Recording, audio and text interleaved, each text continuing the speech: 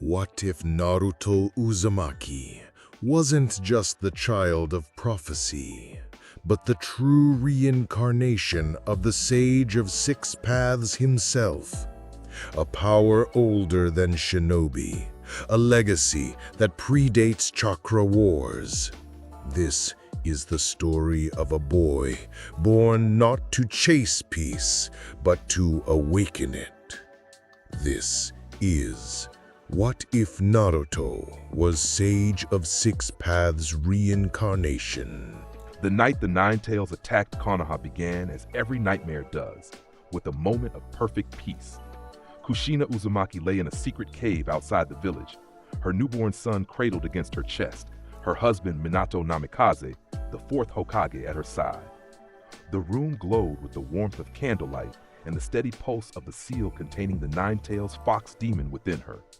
"He has your eyes," Kushina whispered, tracing a finger along her son's whisker-marked cheek. Minato leaned closer, his expression softening. "But he has your face, your determination too. I can already tell." The baby's eyes fluttered open, revealing irises of startling blue that seemed to shimmer with an inner light.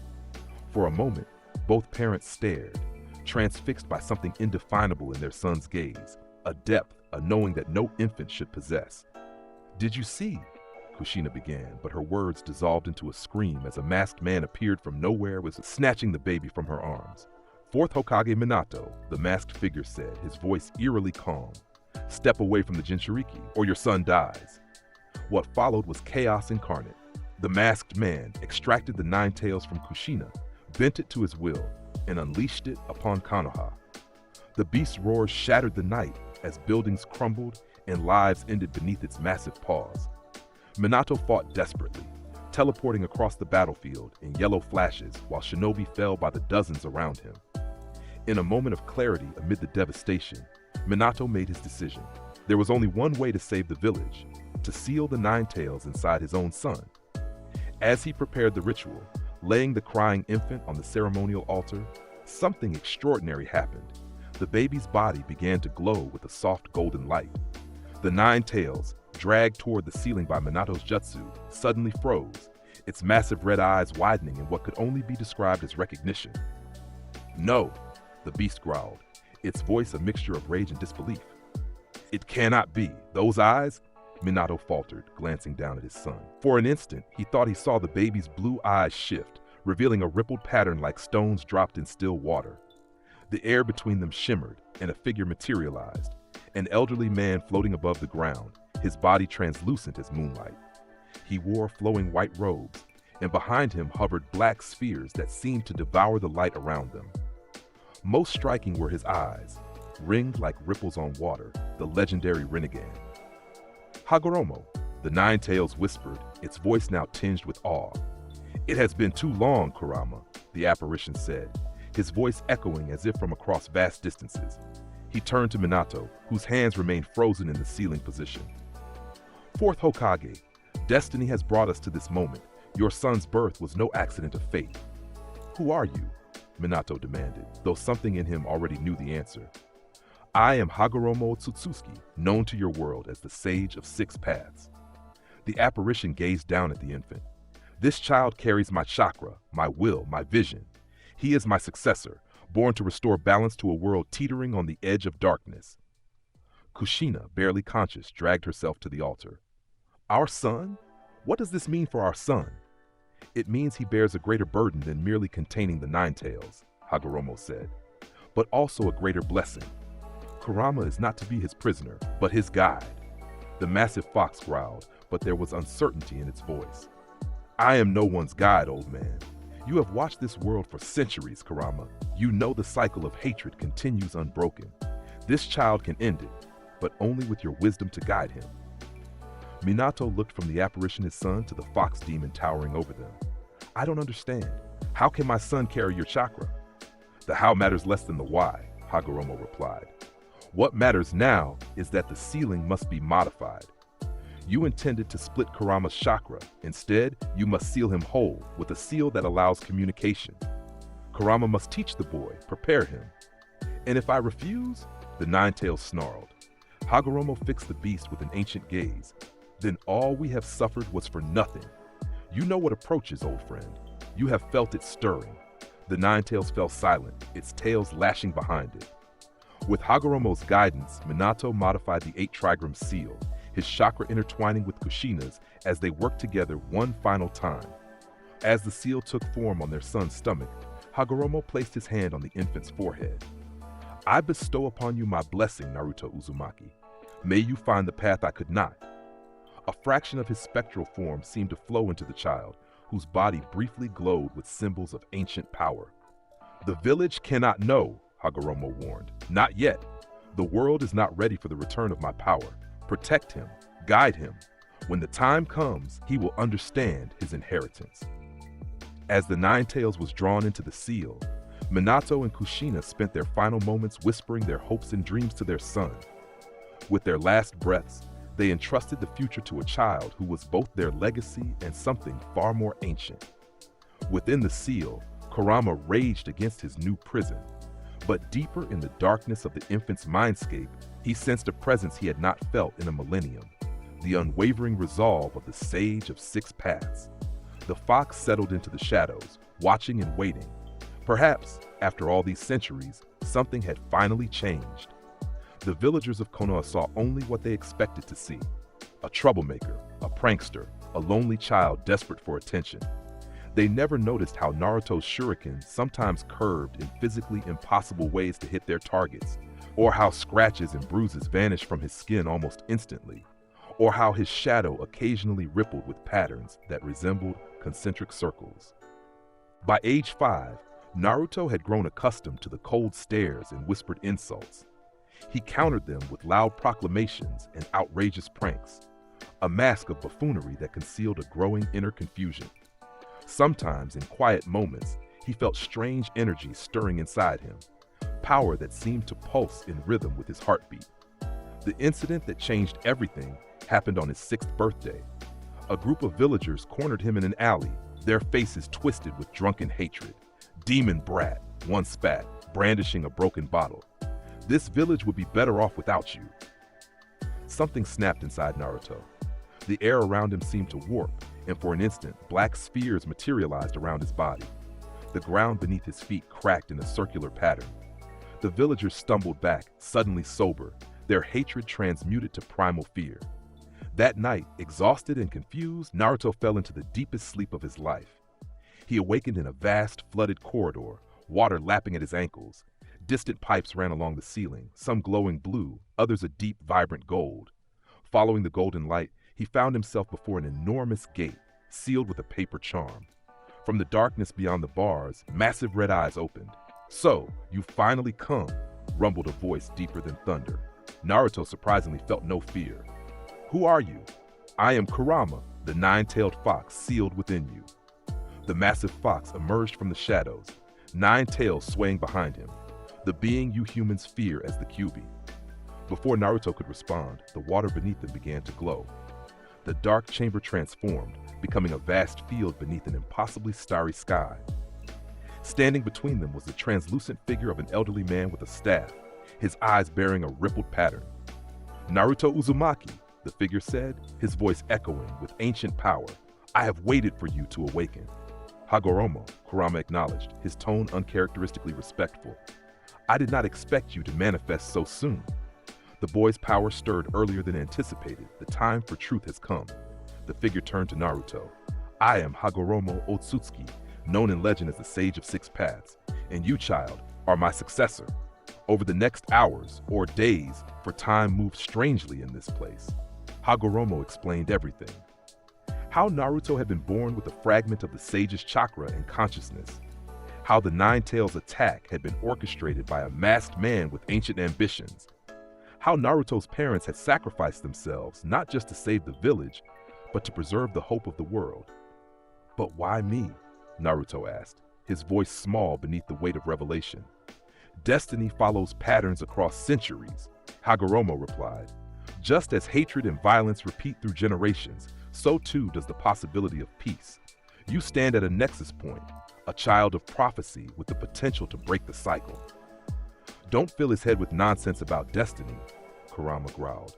The boy needs to understand the power he carries, not fairy tales about fate. And who better to teach him than you, Kurama? Hagoromo fixed the fox with a knowing gaze. You who have witnessed centuries of human failure. The Nine Tails fell silent, his tails lashing irritably. The 9 Biju were once united as the 10 Tails, a primordial force I divided and tamed, Hagoromo explained to Naruto.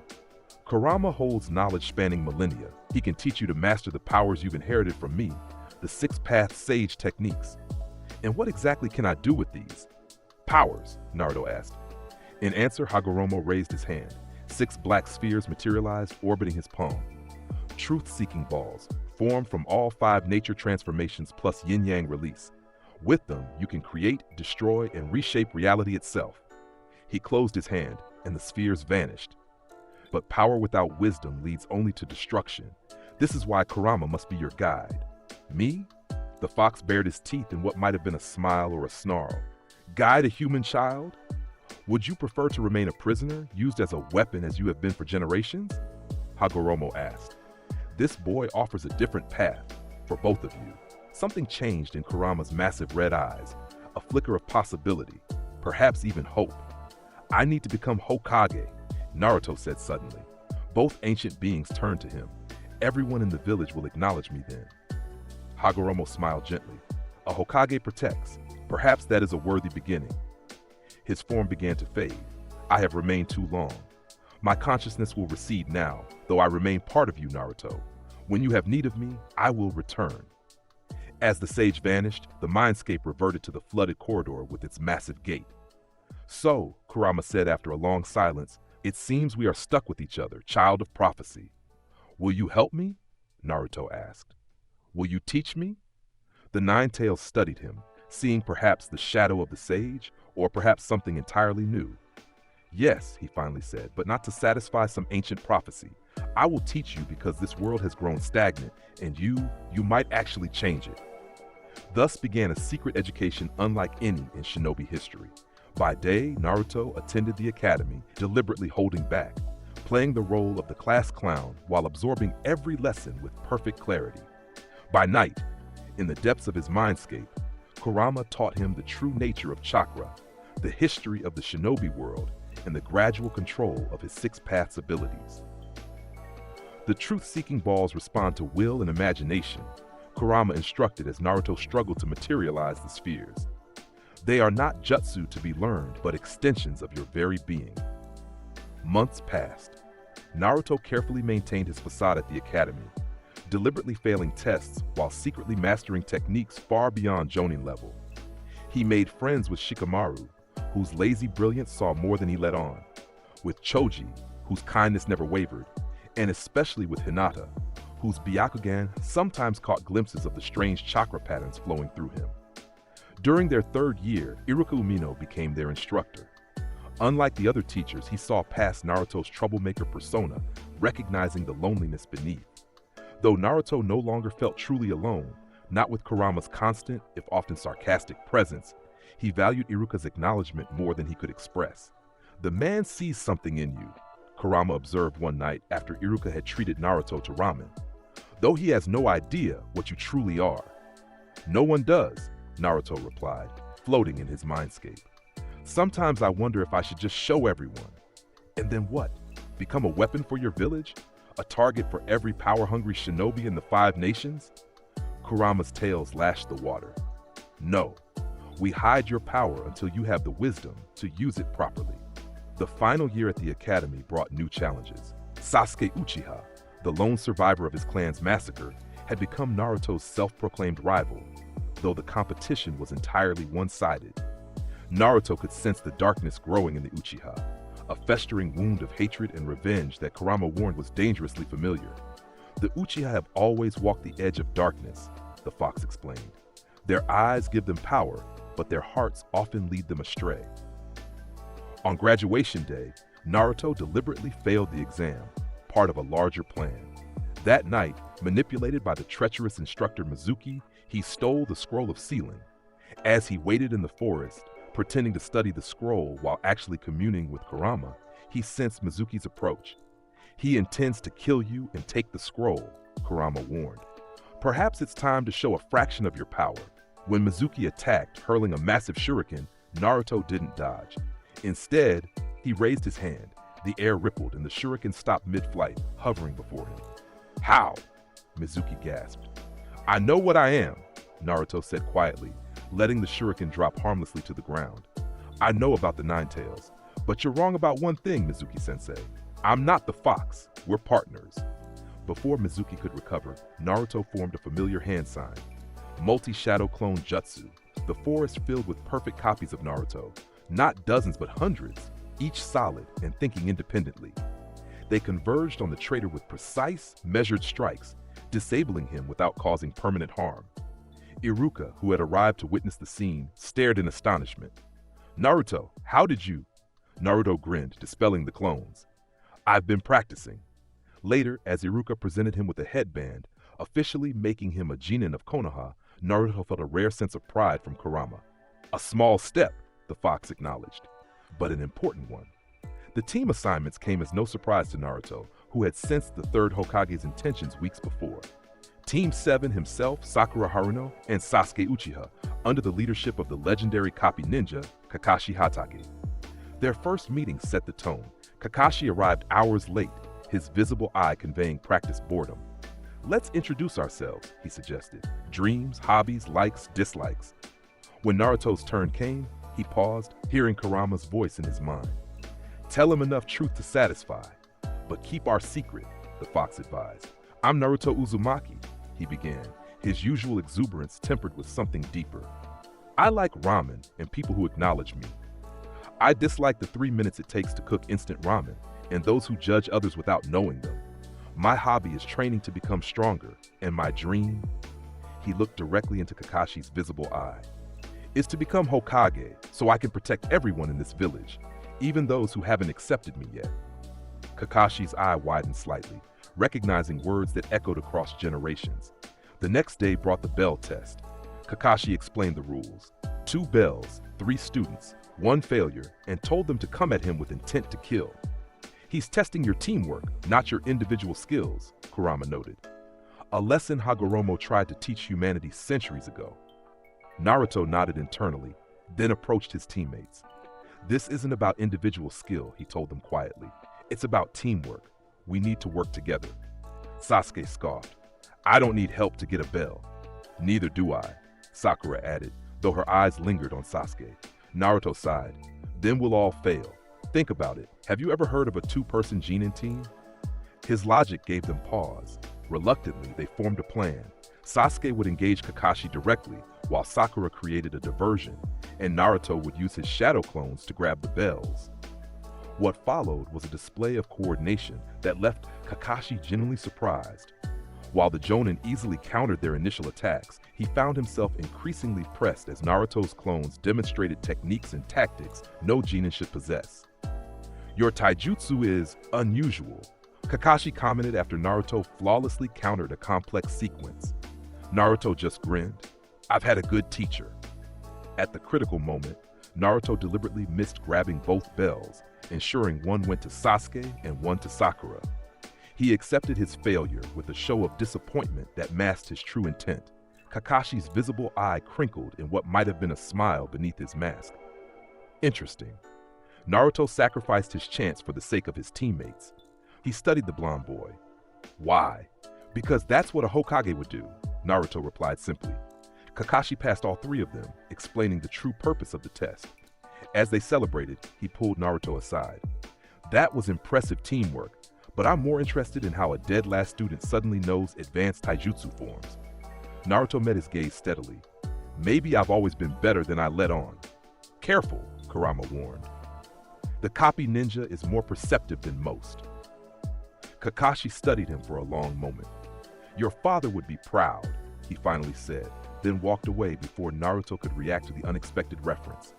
That night, floating in his mindscape, Naruto confronted Kurama. I'm tired of hiding. Shouldn't I use these powers to help people? The massive fox regarded him thoughtfully.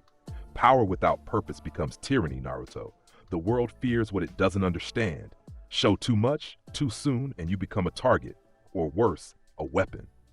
Then what's the point of having these abilities? The point, Kurama rumbled. "It's preparing for what comes next. The masked man who set me loose on your village still walks this earth, and there are others, gathering in the shadows, with plans that would make even me shudder." For the first time, Naruto felt the true weight of his inheritance, not just power, but responsibility. Whatever destiny Hagoromo had envisioned for him, it would not be easily fulfilled. "Rest now," Kurama said, his tone unusually gentle. "Tomorrow, you begin your journey as a shinobi of Konoha. But remember, you walk a path far older than your village, a path that began with the sage himself." As Naruto drifted to sleep, 6 black spheres briefly materialized around him, then faded back into his chakra. In the depths of his seal, Kurama watched, remembering the world as it had been 1,000 years ago, and wondering what it might become in the hands of this strange, determined child. Team 7's first C-rank mission began innocuously enough: escort a bridge builder named Tazuna back to the Land of Waves. Simple protection from bandits and thieves, or so they were told. Naruto sensed the deception immediately. His fear runs deeper than concern for common bandits, Kurama observed as they left Konoha's gates. The old man reeks of desperation. The attack by the Demon Brothers confirmed their suspicions. As the Chunin-level ninja emerged from a puddle, on a clear day no less, Naruto felt Kakashi tense beside him, then seemingly fall to the assassin's chain attack. "He's watching," Kurama noted, "testing you." While Sasuke engaged the attackers with impressive skill, Naruto deliberately held back, moving just fast enough to protect Tazuna without revealing his true capabilities. After Kakashi reappeared and subdued the attackers, the truth emerged. Tazuna was targeted by Gato, a shipping magnate who had enslaved the Land of Waves. The mission was actually A rank, far beyond what Genin should handle. "We should go back," Sakura suggested, her voice trembling. "No." Naruto's voice was quiet but firm. "These people need help. I won't abandon them." Sasuke nodded, a competitive gleam in his eyes. "I'm not turning back either." Kakashi studied his students, pride and concern warring in his expression. "Very well, but from now on, we stay together." As they crossed to the Land of Waves by boat, shrouded in mist, Naruto extended his senses. "Something powerful approaches," Kurama warned. "A Jonin-level threat, at least." That threat materialized as Zabuza Momochi, the demon of the hidden mist, who trapped Kakashi in a water prison, leaving the Genin to face him alone. "Run," Kakashi ordered. "His water clone can't go far from his real body. Take Tazuna and escape." "Now might be a time to show a fraction more of your power," Kurama suggested. "But be subtle." Naruto nodded internally, then turned to Sasuke. "I have a plan," he whispered, "but I need you to trust me." The Uchiha hesitated, then nodded curtly. What followed appeared to be a clever but straightforward combination attack. Naruto's transformed shadow clones, disguised as windmill shuriken, forced Zabuza to release Kakashi. What no one saw was how Naruto had infused his clones with a trace of six-path chakra, allowing them to move with impossible precision and resilience. Freed, Kakashi turned the tide, copying Zabuza's jutsu with his Sharingan and ultimately defeating him, only for a Hunter Nin to appear and seemingly kill Zabuza with Senbon needles. "That Hunter Nin!" Naruto murmured as they continued toward Tazuna's house. Something felt wrong. "Indeed," Kurama agreed. "The neck is not the ideal target for a kill strike, and Hunter Nin typically dispose of bodies on sight." When Kakashi collapsed from chakra exhaustion, Naruto helped carry him to Tazuna's house. There, they met the bridge builder's daughter Tsunami and grandson Inari, a boy broken by Gato's cruelty. As Kakashi recovered, he confirmed Naruto's suspicions. Zabuza was alive, and they had perhaps a week before he returned. "We'll use that time to train," the Jonin declared. The training, climbing trees using only chakra control, proved trivial for Naruto, who had mastered far more complex techniques under Kurama's tutelage. He deliberately struggled at first, matching Sasuke's pace, before figuring it out and reaching the top.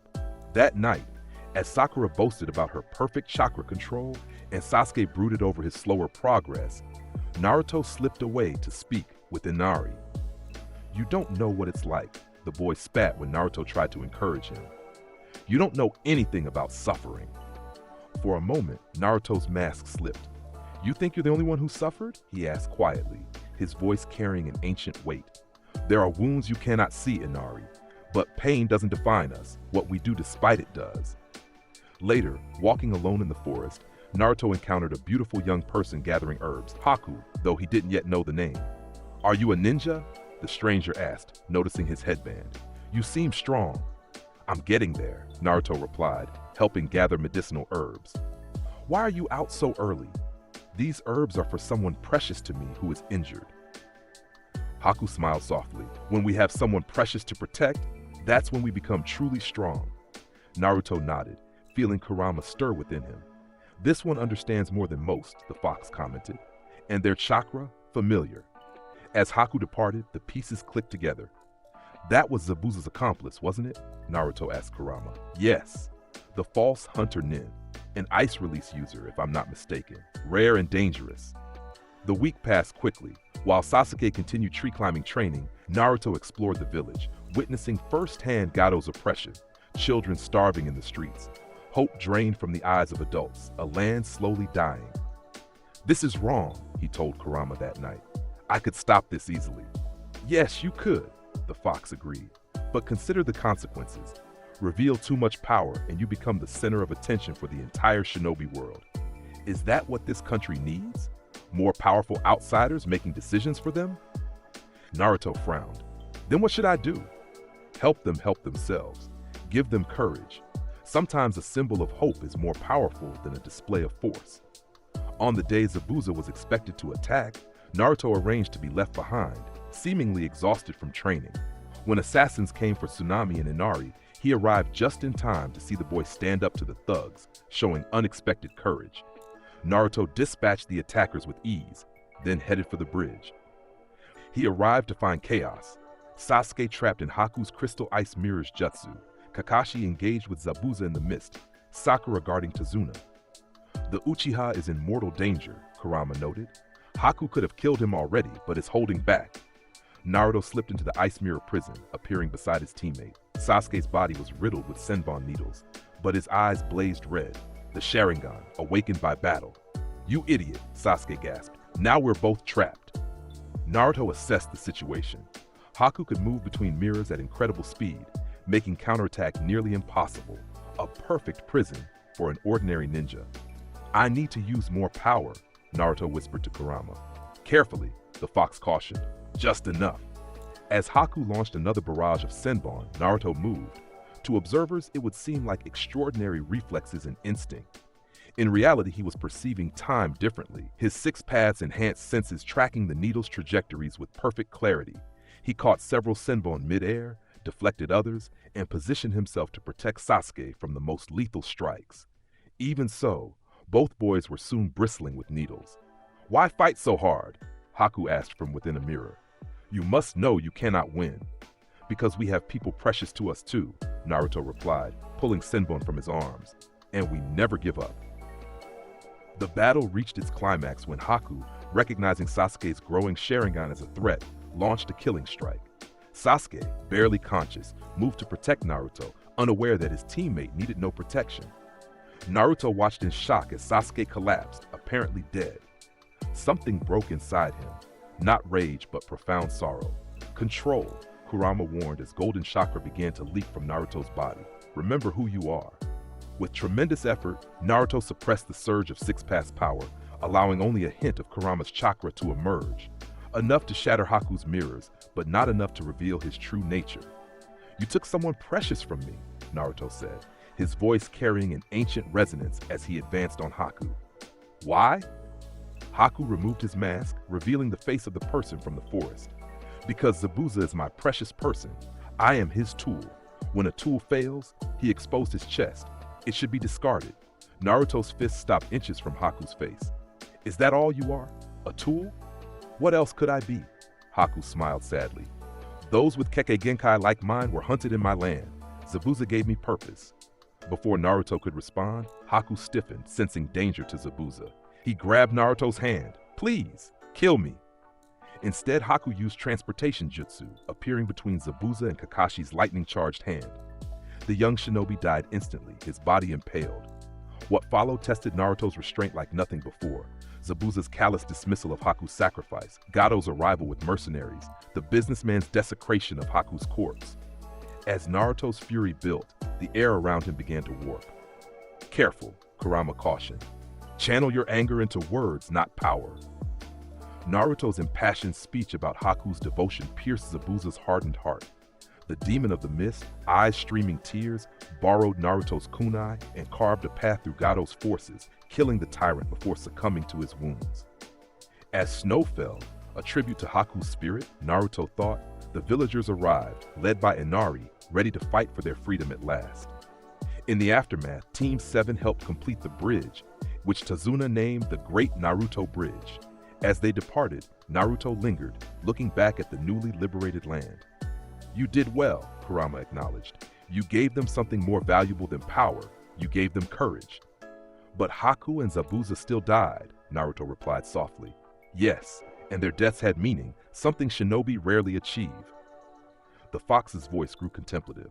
Hagoromo would approve of how you handled this mission. Power restrained by wisdom, that is the true path of the sage. As Team 7 returned to Konoha, something had shifted in their dynamic. Sasuke, having experienced both the awakening of his Sharingan and what he believed was a near-death experience, viewed Naruto with newfound respect and perhaps a hint of envy. Sakura had witnessed courage beyond anything she had imagined, and Kakashi observed his most unpredictable student with growing curiosity. None of them realized that the Land of Waves was merely the beginning, a small ripple in what would soon become a tide of destiny. The Chunin exams arrived with little warning. Kakashi nominated Team 7, despite their rookie status, a decision that raised eyebrows among the other Jonin instructors. Are you sure they're ready? Iruka had asked, concern evident in his voice. They've grown more than you know, Kakashi replied, his visible eye fixed on Naruto. Especially him. As teams from across the shinobi world gathered in Konoha, Naruto sensed the shifting political currents. Pay attention, Kurama advised. These exams are never just about promotion. They're a substitute for war, politics by other means. The first exam, administered by the intimidating Ibiki Morino, tested not just knowledge, but the ability to gather information covertly. While other candidates struggled with the impossible questions, Naruto sat calmly, his enhanced senses allowing him to track the pencil movements of the planted Chunin in the room. You could answer every question perfectly, Kurama noted, but that would draw unwanted attention. Naruto nodded internally, deliberately leaving his paper blank until the final question, a psychological test of resolve that he passed with a passionate declaration about never giving up. Before the second exam in the Forest of Death, Naruto encountered unusual shinobi, the Sand siblings from Suna, including Gaara, whose cold eyes concealed something Naruto immediately recognized.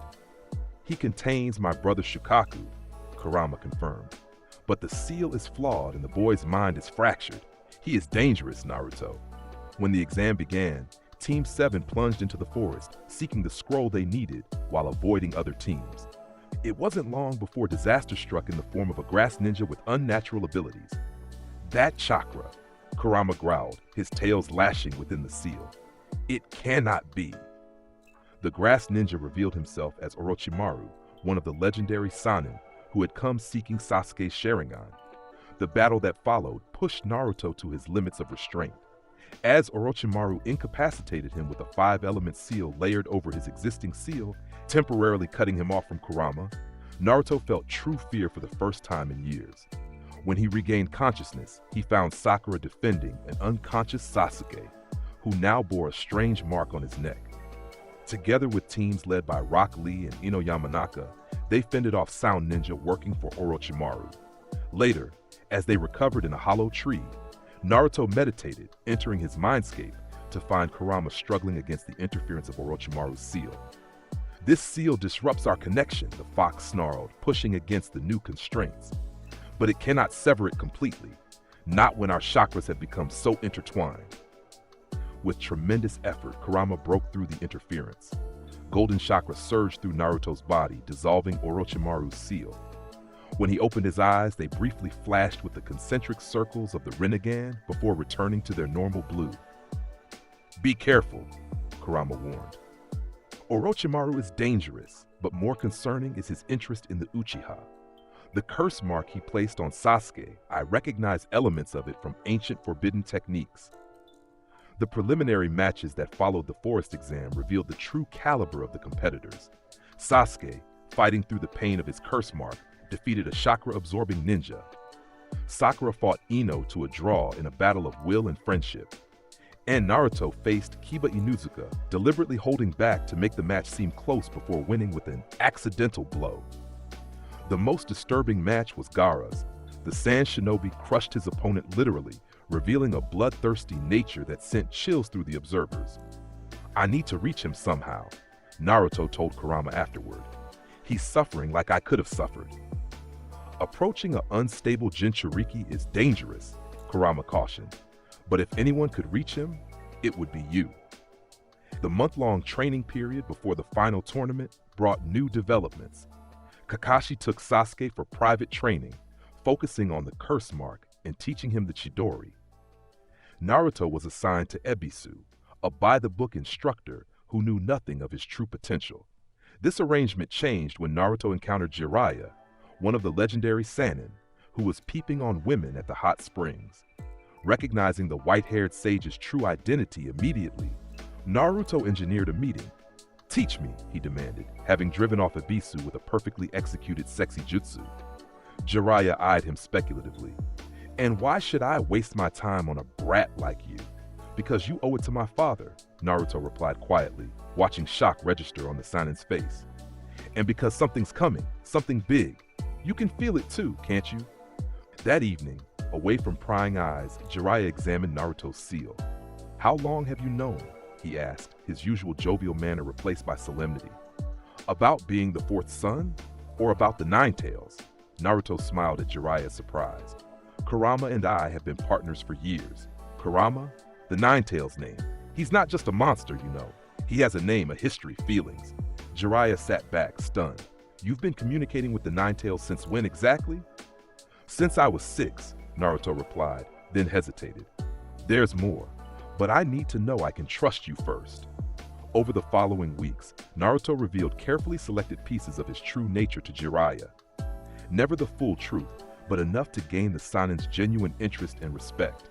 In return, Jiraiya taught him the summoning jutsu and helped him refine his chakra control. "You're nothing like what everyone says," Jiraiya commented one day as Naruto perfectly executed a summoning, calling forth Gamabunta, the Toad Chief, on his first serious attempt. Naruto grinned. "Good. Let them underestimate me a little longer." The day of the tournament finals arrived with tension thick in the air. "Something is wrong," Kurama warned as Naruto entered the arena. "The chakra signatures around the village, some are suppressed, others hostile. Prepare for conflict beyond the tournament." Naruto's match against Neji Hyuga was a study in restraint. The prodigy of the Hyuga clan was formidable, his gentle fist style and Byakugan giving him overwhelming advantages against normal opponents. "You cannot defeat destiny," Neji declared, sealing Naruto's chakra points. "The weak remain weak. That is fate." Naruto smiled, feeling Kurama's chakra surge through pathways Neji thought he had closed. "If I believed that, I would have given up long ago." What followed appeared to spectators as a triumph of determination over genius. Naruto seemingly drawing on the Nine Tails chakra to reopen his pathways and defeat Neji with superior stamina and unconventional tactics. In reality, he was using the barest fraction of his Six Paths abilities, just enough to win convincingly without revealing his true nature. After the match, he spoke quietly to the defeated Hyuga. "Your cage isn't as inescapable as you think, Neji. Sometimes the bars are in our minds." Something in the Hyuga's eyes changed, a flicker of possibility where before had been only resignation. The subsequent matches proceeded with rising tension. Sasuke arrived late, showcasing new speed and the Chidori against Gaara. But when the Sand Shinobi began to transform, releasing Shukaku's power, chaos erupted. Sound and Sand Ninja attacked. A barrier formed around the Hokage and Orochimaru, who had been disguised as the Kazekage. The invasion of Konoha had begun. "Now comes the true test," Kurama said as Naruto pursued Sasuke, who had chased after the fleeing Gaara. "Will you protect your village without revealing your full power?" Naruto caught up to Sasuke just as Gaara, partially transformed into Shukaku, attacked. The Uchiha was quickly incapacitated, leaving Naruto and Sakura to face the berserk Jinchuriki alone. "What are you?" Gaara screamed, his body half human, half sand demon. Why do you fight so hard for others? Because they acknowledge me, Naruto replied, summoning Gamabunta to match Gaara's transformation. Because bonds make us stronger, not weaker. The battle that followed was spectacular, a giant toad versus a rampaging tanuki in the forest outside Konoha. Yet through it all, Naruto maintained careful control, using only abilities that could be explained by the Nine Tails' power or clever strategy. The defining moment came when Naruto leapt from Gamabunta's head, sailing toward the fully transformed Shukaku. Rather than attacking with overwhelming force, he approached Gaara directly, waking him from the jutsu with a headbutt. As both Jinchuriki plummeted toward the forest floor, depleted of chakra, Naruto crawled toward his counterpart. "Stay away!" Gaara cried, genuine fear in his voice. "I understand the loneliness," Naruto said quietly. "The pain of being a vessel, but it doesn't have to define you. You don't have to be alone." Something broke in Gaara's expression, the armor of hatred cracking to reveal the wounded child beneath. How are you so strong?" "I found people to protect, people who acknowledge me." Naruto smiled. "You can find that too." As Sasuke and Sakura arrived, they found the two Jinchuriki talking quietly. Gaara's siblings approached cautiously, shocked by their brother's calm demeanor. "Enough," Gaara said to them. "We're leaving." He looked at Naruto one last time. "Thank you for showing me another path." The invasion was repelled, but at terrible cost. The third Hokage had sacrificed himself to stop Orochimaru, using the Death Reaper seal to take the Sanin's arms. As Konoha began to rebuild, a sense of uncertainty hung over the village. That night, in his mindscape, Naruto confronted Kurama. "I could have ended the invasion faster, saved more lives, maybe even the old man." "Perhaps," the fox acknowledged. "But at what cost? Reveal your true power, and you become a target for every nation, every organization seeking power. The third made his choice, just as you must make yours." "I'm tired of hiding," Naruto admitted. "Tired of holding back." "The time for revelation approaches," Kurama assured him. "But not yet. First, you must become strong enough to bear the weight of that revelation, and that means finding the new Hokage." The funeral for the third Hokage took place under gray skies. As rain fell on the assembled villagers, Naruto stood among his peers, his face solemn. Inside, he communed with Kurama. The balance of power shifts, the fox observed. Konoha appears weakened. Other villages will see opportunity.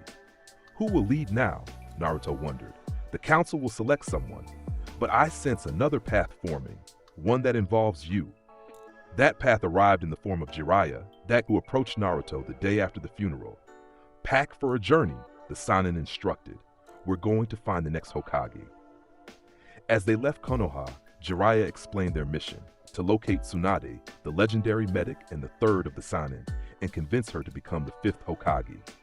"She's been wandering for years," Jiraiya explained as they traveled. "Gambling, drinking, running from debt collectors, and from her past. Why would someone like that become Hokage?" Naruto asked. Jiraiya's expression grew distant. "Because beneath the sock and the gambling debts is one of the strongest shinobi alive, and one who loves this village, whether she admits it or not." Their journey was interrupted in the first town they visited. Two figures in black cloaks decorated with red clouds approached their inn. Itachi Uchiha, Sasuke's older brother, and the man who had massacred the Uchiha clan, and Kasame Hoshigaki, a former mist ninja with a massive scaled sword. "Akatsuki," Kurama growled, his tails lashing within the seal. "They hunt the Jinchuriki." As Naruto faced the deadly pair in the narrow hallway, he felt Itachi's Sharingan attempting to trap him in genjutsu. To everyone's surprise, the illusion slid off him like water from oiled paper. "Interesting," Itachi murmured, his red eyes narrowing. "The Nine Tails host is unusual." "You have no idea," Naruto replied quietly, subtle golden chakra beginning to leak into his blue eyes. Before the confrontation could escalate, Sasuke arrived, having somehow tracked Itachi to this location. The younger Uchiha attacked in a blind rage, only to be utterly dominated by his brother, trapped in a traumatic genjutsu and left broken against the wall. "You lack hatred," Itachi told his unconscious brother before turning back to Naruto. "And you hide interesting secrets." The arrival of Jiraiya forced the Akatsuki to retreat, but the encounter left Naruto deeply troubled. "They're hunting Jinchuriki," he told Kurama. "For what purpose?" Nothing good, the fox replied grimly. Their chakra carried traces of a familiar malevolence, one I had hoped was long buried. After ensuring Sasuke was in good hands, Naruto and Jiraiya continued their search, eventually tracking Tsunade to a gambling town.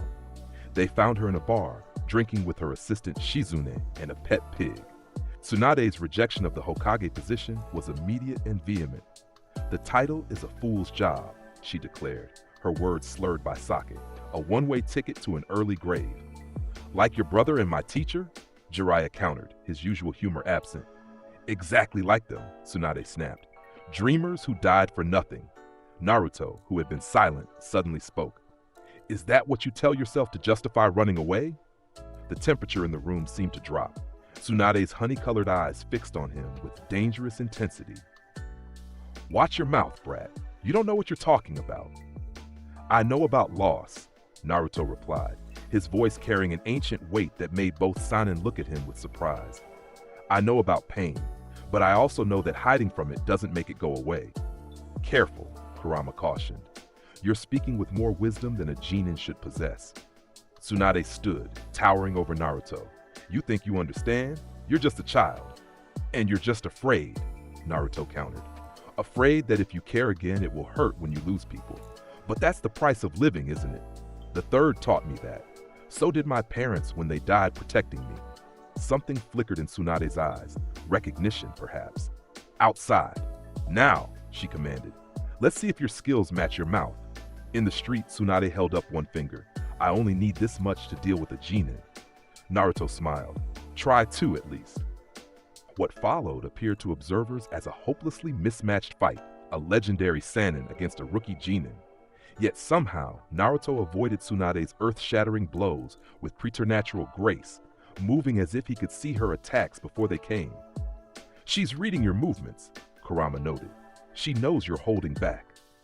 When Naruto began forming a Rasengan, a jutsu Jiraiya had only started teaching him days before, Tsunade's eyes widened in shock. She moved to disrupt the technique, only to find Naruto completing it perfectly, forcing her to use both hands to counter. The resulting explosion separated them, leaving Tsunade staring at the boy with new eyes. "Who are you really?" she demanded.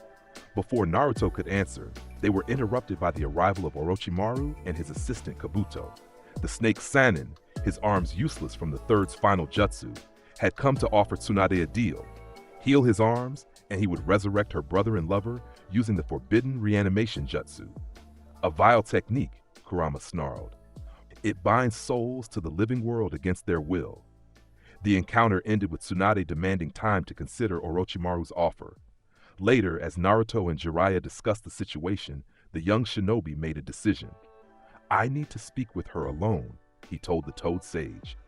"There's something she needs to understand." He found Tsunade at a bar, staring into a cup of sake. Sitting beside her, he spoke with quiet conviction. "They wouldn't want this for you." "What do you know about what they'd want?" she snapped. "I know that people who give their lives for others don't do it so the survivors can waste away in guilt and psyche." Naruto's eyes met hers.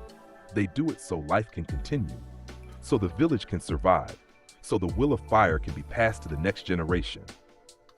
Tsunade stared at him, really seeing him for perhaps the first time. "You remind me of them. My brother, Dan, even that old fool, Sarutobi."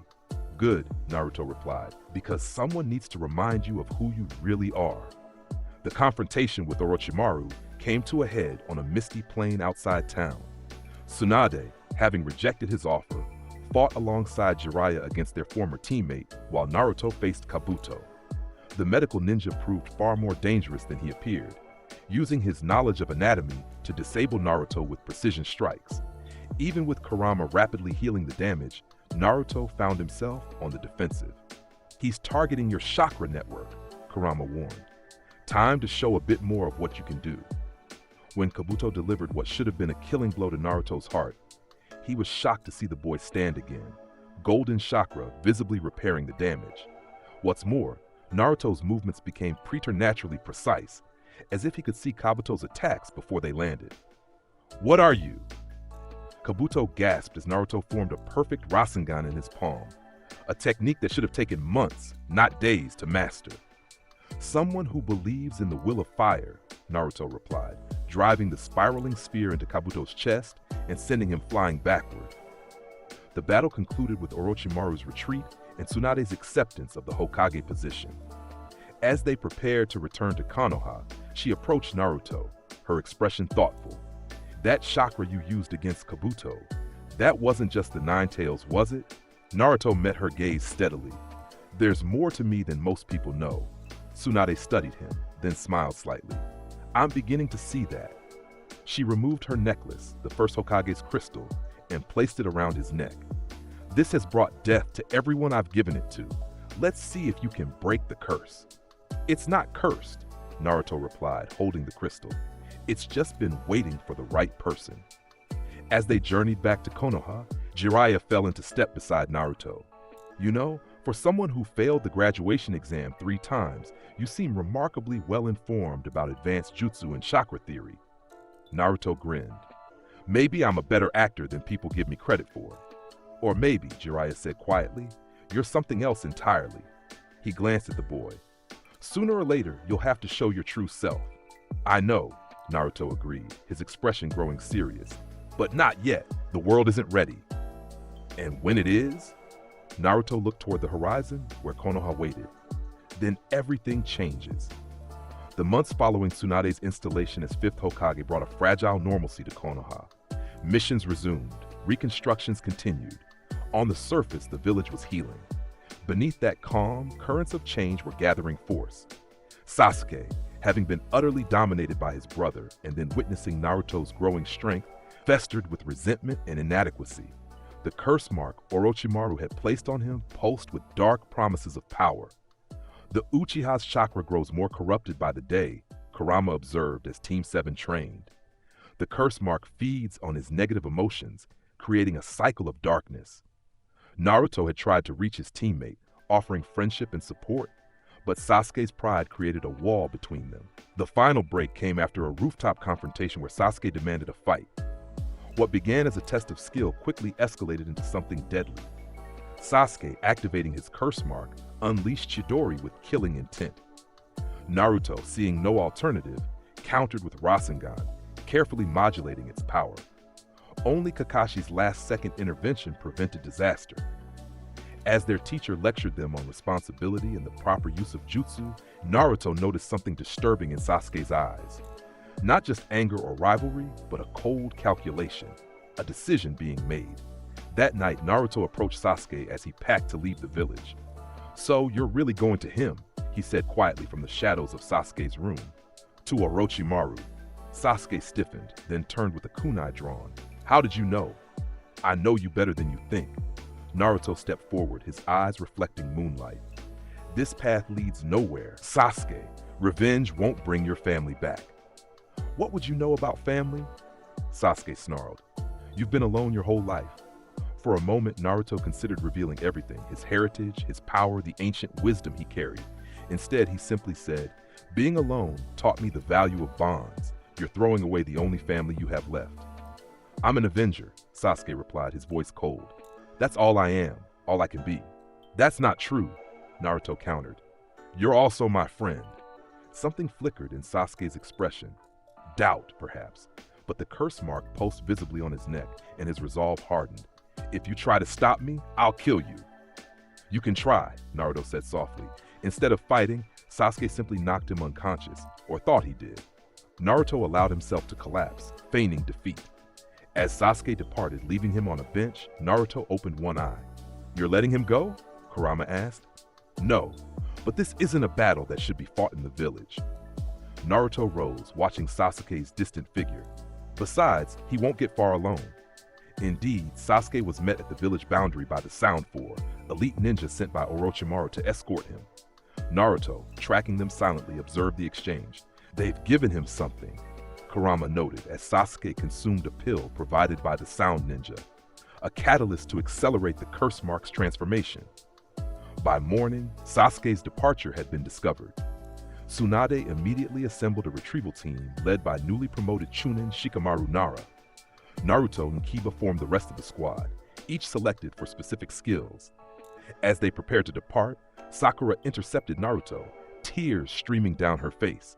"Please," she begged, Bring him back. I couldn't stop him. I tried, but I promise, Naruto replied, gripping her shoulders. I'll bring him back. That's my ninja way. Shikamaru's strategy was sound: pursue quickly, engage decisively. But the Sound Four proved more formidable than anticipated. One by one, the retrieval team members stayed behind to handle individual opponents, allowing Naruto to continue the pursuit. Choji faced Jirobo, the earth-wielding giant. Neji confronted Kidomaru, the six-armed spider manipulator. Kiba and Akamaru battled Sakon and Ukon, the conjoined twins. Shikamaru engaged Tayuya, the genjutsu flutist. Each fight pushed the Konoha shinobi to their absolute limits. They're sacrificing themselves for this mission, Naruto told Kurama as he raced forward.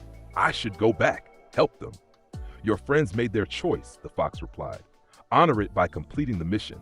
Besides, there's another chakra signature approaching. A powerful one. Your comrades won't fight alone. That signature belonged to Rock Lee, who had arrived as reinforcement despite still recovering from serious injuries. Later came the Sand siblings, led by Gaara, repaying their debt to Konoha and to Naruto specifically. When Naruto finally caught up to Sasuke at the Valley of the End, a massive waterfall bordered by statues of Madara Uchiha and Hashirama Senju, his friend had already begun transforming. The curse mark had spread across his body, turning his skin gray and causing hand-like wings to sprout from his back. You're too late, Sasuke said, his voice distorted. I've already chosen my path. It's never too late to turn back, Naruto replied, landing on Hashirama's statue as Sasuke stood on Madara's, a symbolism neither missed. Always so righteous, Sasuke sneered. Always pretending to understand. You don't know what it's like to lose everything. You're right, Naruto conceded. But I know what it's like to have nothing, then gain precious bonds. You're throwing away what I fought my whole life to find. Those bonds make me weak. Sasuke activated his Sharingan, now evolved to 3 Tomoe. I need hatred, not friendship. Power, not compassion. He cannot be reasoned with in this state, Kurama observed. The curse mark has poisoned his mind. Then I'll beat some sense into him, Naruto replied internally. To Sasuke he called, if words won't reach you, maybe this will. What followed was a battle of escalating power. Sasuke unleashed techniques that should have been beyond him. Chidori variants, fire jutsu of massive scale, taijutsu enhanced by the curse mark's transformation. Naruto countered with shadow clones and Rasengan, deliberately limiting himself to abilities that could be attributed to determined training and the Nine Tails influence. As the fight intensified, Sasuke activated his curse mark's second state, transforming further into a demonic figure with enhanced speed and strength. In response, Naruto allowed some of Kurama's chakra to emerge, cloaking him in a red aura. So that's your secret? Sasuke said, observing the bubbling chakra, the power of the Nine Tails, but it won't be enough. The battle reshaped the valley itself. Water vaporized, stone shattered. The statues of the founders bore scars from techniques that could level buildings. Through it all, Naruto maintained tight control, never revealing his true abilities. He's stronger than he should be, Kurama noted as Sasuke matched the one-tailed chakra cloak. Orochimaru's modifications have accelerated his development unnaturally. I won't lose him to darkness, Naruto replied, determination hardening his resolve. The climax came as both prepared their ultimate techniques. Sasuke, a Chidori enhanced by the curse mark's power, Naruto, a Rasengan infused with Kurama's chakra. As they leapt toward each other, time seemed to slow. Now, Kurama urged, show him a fraction of your true power. End this. In that moment, Naruto made a decision. He allowed a whisper of six-path chakra enter his technique, causing the Rasengan to shift from red to golden. His eyes, for an instant, displayed the concentric circles of the rinnegan. The techniques collided with catastrophic force. A sphere of energy engulfed them, black and white chakra swirling in perfect opposition. When it cleared, both stood on the water surface, battered but conscious. Sasuke stared at Naruto in disbelief. What was that? Naruto's eyes had returned to normal, but something in his stance had changed. He stood straighter, an ancient dignity in his bearing. Something you need to understand, Sasuke. There are powers in this world beyond Orochimaru's cursed gifts, beyond even the Sharingan. Impossible, Sasuke whispered. Your eyes, they changed. There's a lot you don't know about me, Naruto replied. A lot I haven't shown anyone. But I'm showing you now because you're my friend, and I won't let you walk into darkness. Sasuke's curse mark receded slightly, his shock momentarily overriding its influence. What are you? Someone who understands power better than you think. Naruto took a step forward. The strength you're seeking from Orochimaru is poisoned. It will consume you, not complete you. For a moment, uncertainty crossed Sasuke's face. Then the curse mark pulsed and his expression hardened. No, this is my path. I've chosen it. Even knowing what awaits you. Orochimaru doesn't want to train you, Sasuke. He wants to possess you, to take your body for himself. If that's the price for power, I'll pay it. Naruto sighed, then raised his hand. 6 black spheres materialized, orbiting his palm, truth-seeking balls, a power not seen in the world for 1,000 years. If it's power you respect, then know this. What you've seen is nothing compared to what I could do. Sasuke's eyes widened. How? When did you? I was born with this power, Naruto said quietly. I've hidden it all my life, trained in secret, prepared for something even I don't fully understand yet. The spheres vanished as quickly as they had appeared. I'm telling you this, showing you this, because you matter to me, because I want you to understand what real power is. And what is it then? Sasuke demanded, though his voice had lost some of its certainty. Not hatred, not corruption. Naruto tapped his chest. It's what's in here. The will to protect, not destroy. The strength to lift others up, not push them down. He extended his hand. Come back with me, Sasuke. Whatever power you need to defeat Itachi, we'll find it together, the right way. For a long, tense moment, Sasuke stared at the offered hand. Something warred in his expression, longing versus pride, friendship versus revenge. The curse mark pulsed once, twice, then began to spread again. No, he finally said, stepping back. I've seen your power now, and it only confirms what I've always suspected, that Konoha has been holding me back, keeping secrets. If you've hidden this much, what else has been kept from me? His Sharingan blazed. I'll find my own path to power, and one day, Naruto, I'll return, not as your friend, but as your equal.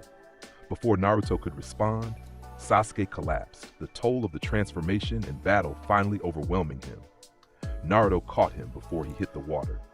You revealed too much, the Kurama observed, though without judgment. And yet, perhaps not enough. I had to try, Naruto replied, lifting his unconscious friend. And this isn't over. Not by a long shot. As rain began to fall on the Valley of the End, Naruto carried Sasuke back toward Konoha. The statues of Hashirama and Madara loomed behind them, silent witnesses to history repeating itself in new forms. Kakashi intercepted them at the border of Fire Country, his visible eye widening at the extent of their injuries.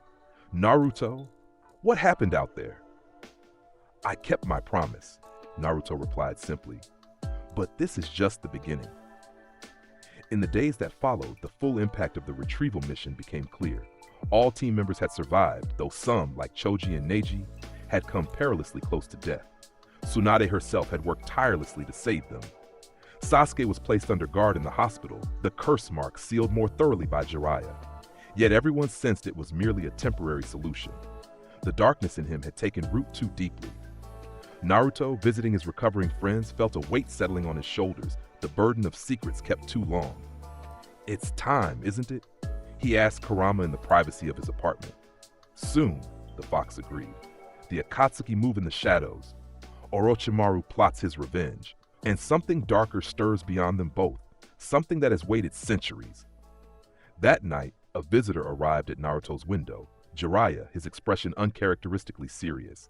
Pack your things, kid. We're leaving Konoha. For how long? 2 years, maybe 3. There's much you need to learn that can't be taught here. The Sanin's eyes held knowing wisdom. And perhaps some things you could teach me as well. As Naruto prepared for this new journey, he visited Sasuke one last time. His friend lay conscious but silent, staring at the ceiling of his hospital room, chakra suppressors on his wrists. I'll be gone for a while, Naruto told him, training with Jiraiya. To master those powers you showed me? Sasuke asked, his voice neutral. Among other things, Naruto sat beside the bed. When I return, I hope we'll both be stronger, wiser too. Sasuke finally looked at him, his black eyes unreadable. Why did you show me? Because you deserve to know the truth, at least part of it. And the full truth? Naruto smiled sadly. when you're ready to hear it without letting hatred cloud your judgment. He stood to leave. See you in a few years, Sasuke. Naruto, Sasuke called as he reached the door. That power, could I ever achieve something similar? Naruto considered the question. With the right path, the right purpose? Maybe, but not through Orochimaru. Never that way. Their eyes met one final time, a silent understanding passing between them that transcended words. The day of departure dawned clear and bright. At the village gates, Naruto found not just Jiraiya waiting, but Sakura, Tsunade, Iruka, and several of his friends. Don't forget about us while you're off becoming amazing, Sakura said, her green eyes determined. I'll be training too. Lady Tsunade has agreed to take me as her apprentice. We'll all be stronger when you return, Neji added, standing with the support of crutches. One by one, they said their goodbyes. Iruka handed him a new set of kunai. Tsunade checked that he still wore her necklace. Hinata blushed and wished him safe travels in a whisper. As they walked away from the village, Jiraiya glanced at his young companion. You know, don't you, that this isn't just about training? There's something coming, something big. Naruto nodded, his eyes momentarily flashing with ancient wisdom. The Akatsuki, Orochimaru, and something else, something older and darker than both. Jiraiya raised an eyebrow. You continue to surprise me, kid. Maybe on this journey, you'll finally tell me who you really are. Not who, Naruto corrected, looking toward the horizon. What? 6 black spheres briefly materialized around him, then vanished. And that's a story that began 1,000 years ago with a man called the Sage of 6 Paths. Miles away, in a hidden laboratory, Orochimaru reviewed reports of the Valley of the End battle with growing interest. Truth-seeking balls, he murmured to himself. The rinnegan, after all these years. And in an unknown location, black-cloaked figures gathered around a holographic projection. The Nine-Tails Jinchuriki has left Konoha with Jiraiya, reported a shark-faced man. And he appears to possess unusual abilities, added Itachi Uchiha. A figure with ringed eyes, a pale shadow of the true rinnegan, spoke from the darkness. It seems our plans may require adjustment. The Nine-Tails will be our final target. By then, we'll better understand what we're dealing with. As dawn broke over the shinobi world, ancient wheels of destiny began turning faster. The heir to the Sage of 6 Paths walked the earth once more, and the future itself held its breath in anticipation of what would come. The mountain winds whipped around Naruto as he stood at the precipice, golden chakra emanating from his body in gentle waves. 3 years had passed since he left Konoha with Jiraiya. 3 years of rigorous training, spiritual growth, and increasingly difficult attempts to conceal his true nature. It's time, Kurama rumbled within him, his voice carrying the weight of ancient wisdom. Konoha awaits its guardian. Naruto nodded, his blue eyes momentarily shifting to display concentric ripple patterns, the legendary rinnegan, before returning to normal. I've been away too long.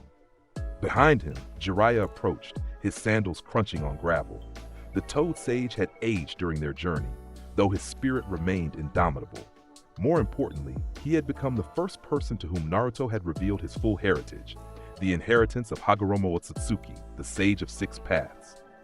Ready to go home, kid? Jiraiya asked, though his tone made it clear Naruto was no longer the child who had left Konoha. More than ready, Naruto replied, turning to face his mentor. Though I'm not sure Konoha is ready for me. Jiraiya laughed, clasping Naruto's shoulder. Few are ever ready for their savior. That's what makes the journey interesting.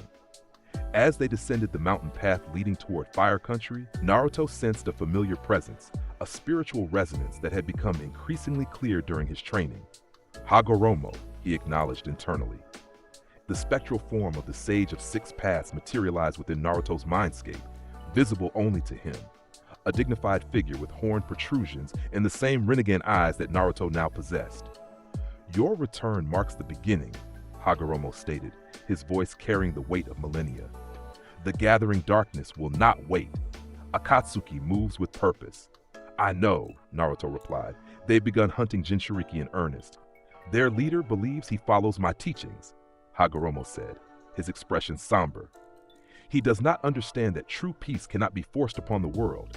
It must grow from within. The village gates of Konoha came into view 3 days later.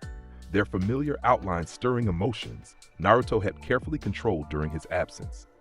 He paused, absorbing the sight, feeling Kurama's anticipation mirror his own. "They will not recognize what you have become," the fox observed. "Good," Naruto replied. "Some truths are better revealed gradually." Their arrival caused the expected stir. Friends gathered, exclaiming over Naruto's growth, his height, his more mature features, the quiet confidence in his bearing. Sakura embraced him, her medical training under Tsunade evident in her strengthened chakra signature. Kakashi observed with his usual deceptive casualness, though Naruto could sense his former teacher's surprise at the changes in his chakra. "Welcome home," Tsunade greeted him in her office, her amber eyes studying him closely. "Jiraiya tells me your training was productive." "Very," Naruto replied simply, meeting her gaze without revealing the full depth of what he'd become.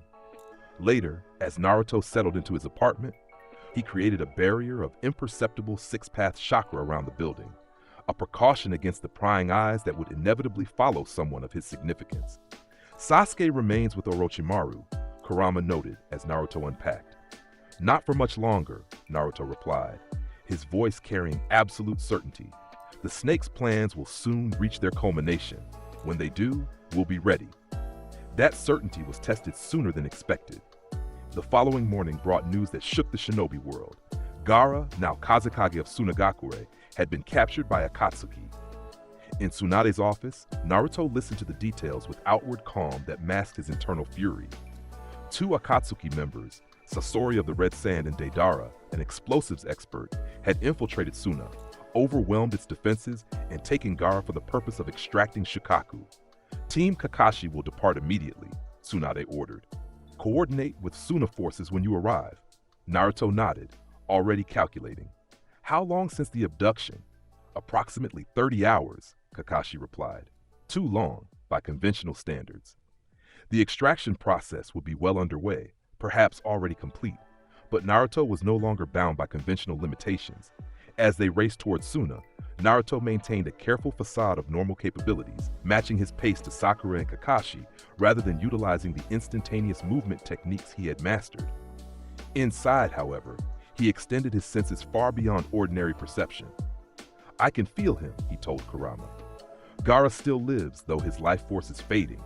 Shukaku is being extracted." "The Akatsuki use a powerful sealing technique," Kurama confirmed, "one that will kill him upon completion." "Not if I intervene," Naruto replied with quiet determination. Upon reaching Suna, they were joined by Lady Chiyo, an elderly puppeteer and former comrade of Sasori. Despite her age, Naruto sensed the formidable chakra control and wisdom she possessed, qualities that would prove essential in the coming conflict. The pursuit led them to a massive boulder sealed with a 5-point barrier jutsu, guarding the Akatsuki hideout. While Team Guy worked to remove the seal tags, Naruto quietly infused the area with six-path chakra, preparing for what lay ahead. "They've finished the extraction," he communicated to Kurama, sensing Gaara's life force slipping away entirely. "But his soul hasn't departed completely." "You intend to restore him," Kurama stated, understanding his partner's mind. "I do." When the barrier fell and the team burst into the hideout, they found a scene that would have broken less prepared hearts. The Akatsuki members, or rather their projections, had vanished, leaving only Sasori and Deidara with Gaara's lifeless body. "You're too late," Deidara sneered, seated atop Gaara's corpse. "The Jinchuriki is dead and Shukaku is ours." Naruto's eyes narrowed, golden chakra briefly flickering around him before he suppressed it. "No," he said simply. "He isn't." What followed appeared to observers as a fierce but conventional battle. Deidara fled with Gaara's body, pursued by Naruto and Kakashi, while Sakura and Chiyo engaged Sasori. In reality, Naruto was carefully orchestrating events, ensuring his teammates' safety while advancing his true objective. When Naruto finally confronted Deidara alone in a forest clearing, the Akatsuki member found himself facing something far beyond his understanding. The seemingly ordinary shinobi before him suddenly radiated power that felt ancient and overwhelming. "What are you?" Deidara gasped as Naruto's eyes transformed into the rippled pattern of the rinnegan. "Someone who understands what you've taken," Naruto replied, his voice resonating with power. 6 black orbs materialized behind him, truth-seeking balls capable of nullifying all ninjutsu. and I've come to take it back. Deidara had no chance to respond. In a movement too swift for ordinary eyes to track, Naruto appeared before him, one palm pressed against the artist's chest.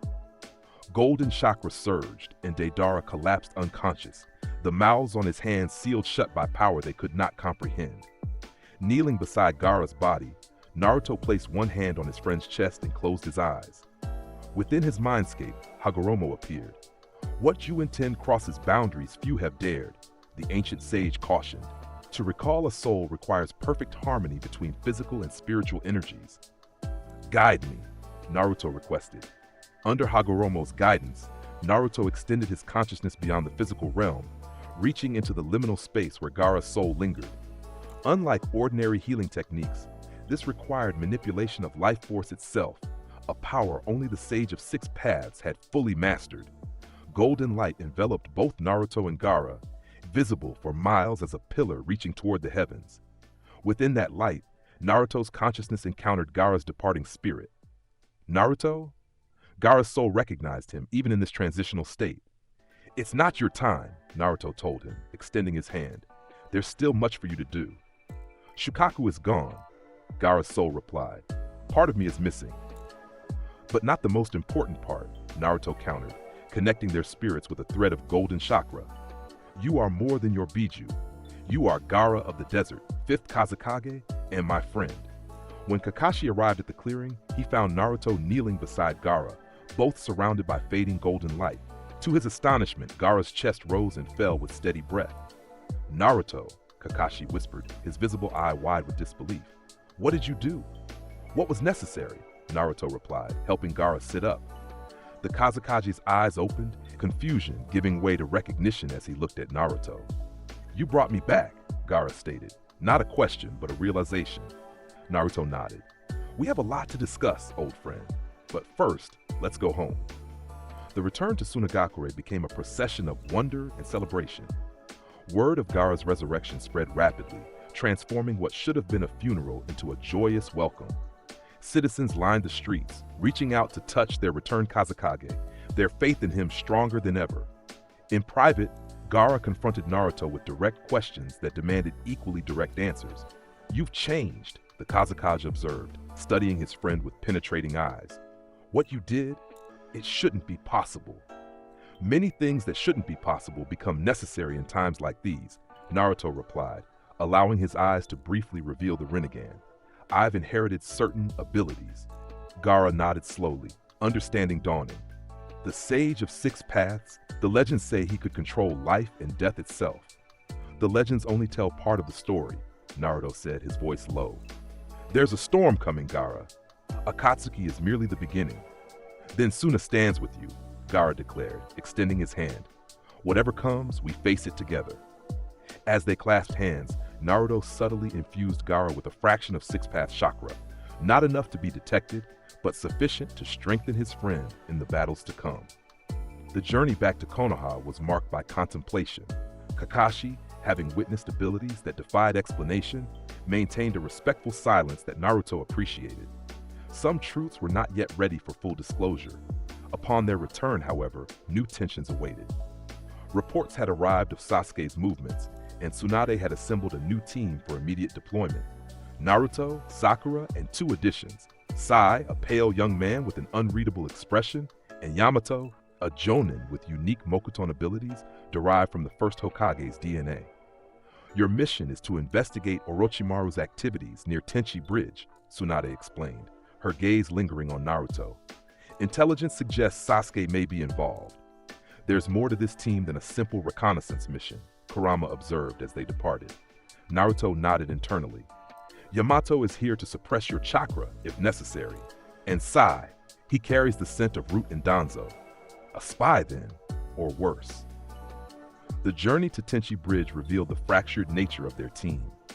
Sai's artificial smile and provocative comments about Sasuke create immediate friction with Sakura. Yamato's authoritative presence kept outright conflict at bay, but the underlying tensions remained. Naruto, however, saw deeper. Through his enhanced perception, he recognized the emotional void within Sai, the result of Danzo's conditioning, and the conflicted loyalty in Yamato, who respected Tsunade but had been given secret directives. At their campsite, while the others slept, Naruto approached Yamato, speaking directly to the concerns the Jonin hadn't voiced. "You don't need to worry about Kurama's chakra," he said quietly, using the Nine-Tails' true name. "We have an understanding now." Yamato's surprise was evident. "Kurama?" "The Nine-Tails," Naruto clarified. "He has a name, and a history worth knowing." Before Yamato could respond, Naruto continued.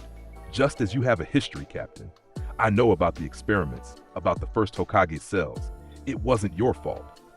The conversation shifted something in their dynamic, establishing respect rather than surveillance.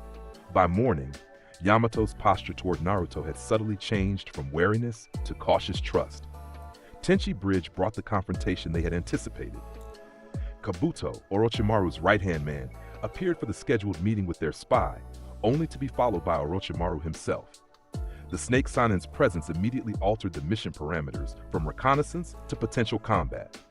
"Well," Orochimaru's sibilant voice carried across the bridge, "if it isn't Naruto-kun, all grown up."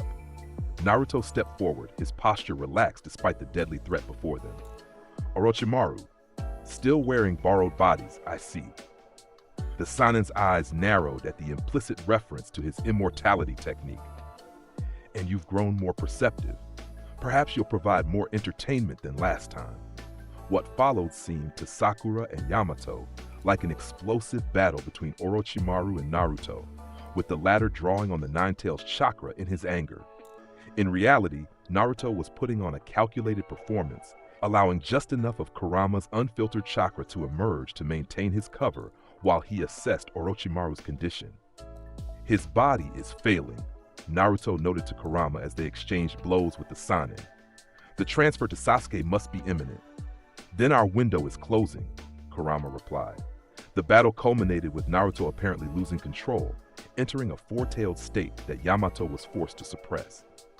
This served Naruto's purpose perfectly, maintaining his public identity as a Jinchuriki, still learning to control his power while concealing his true abilities.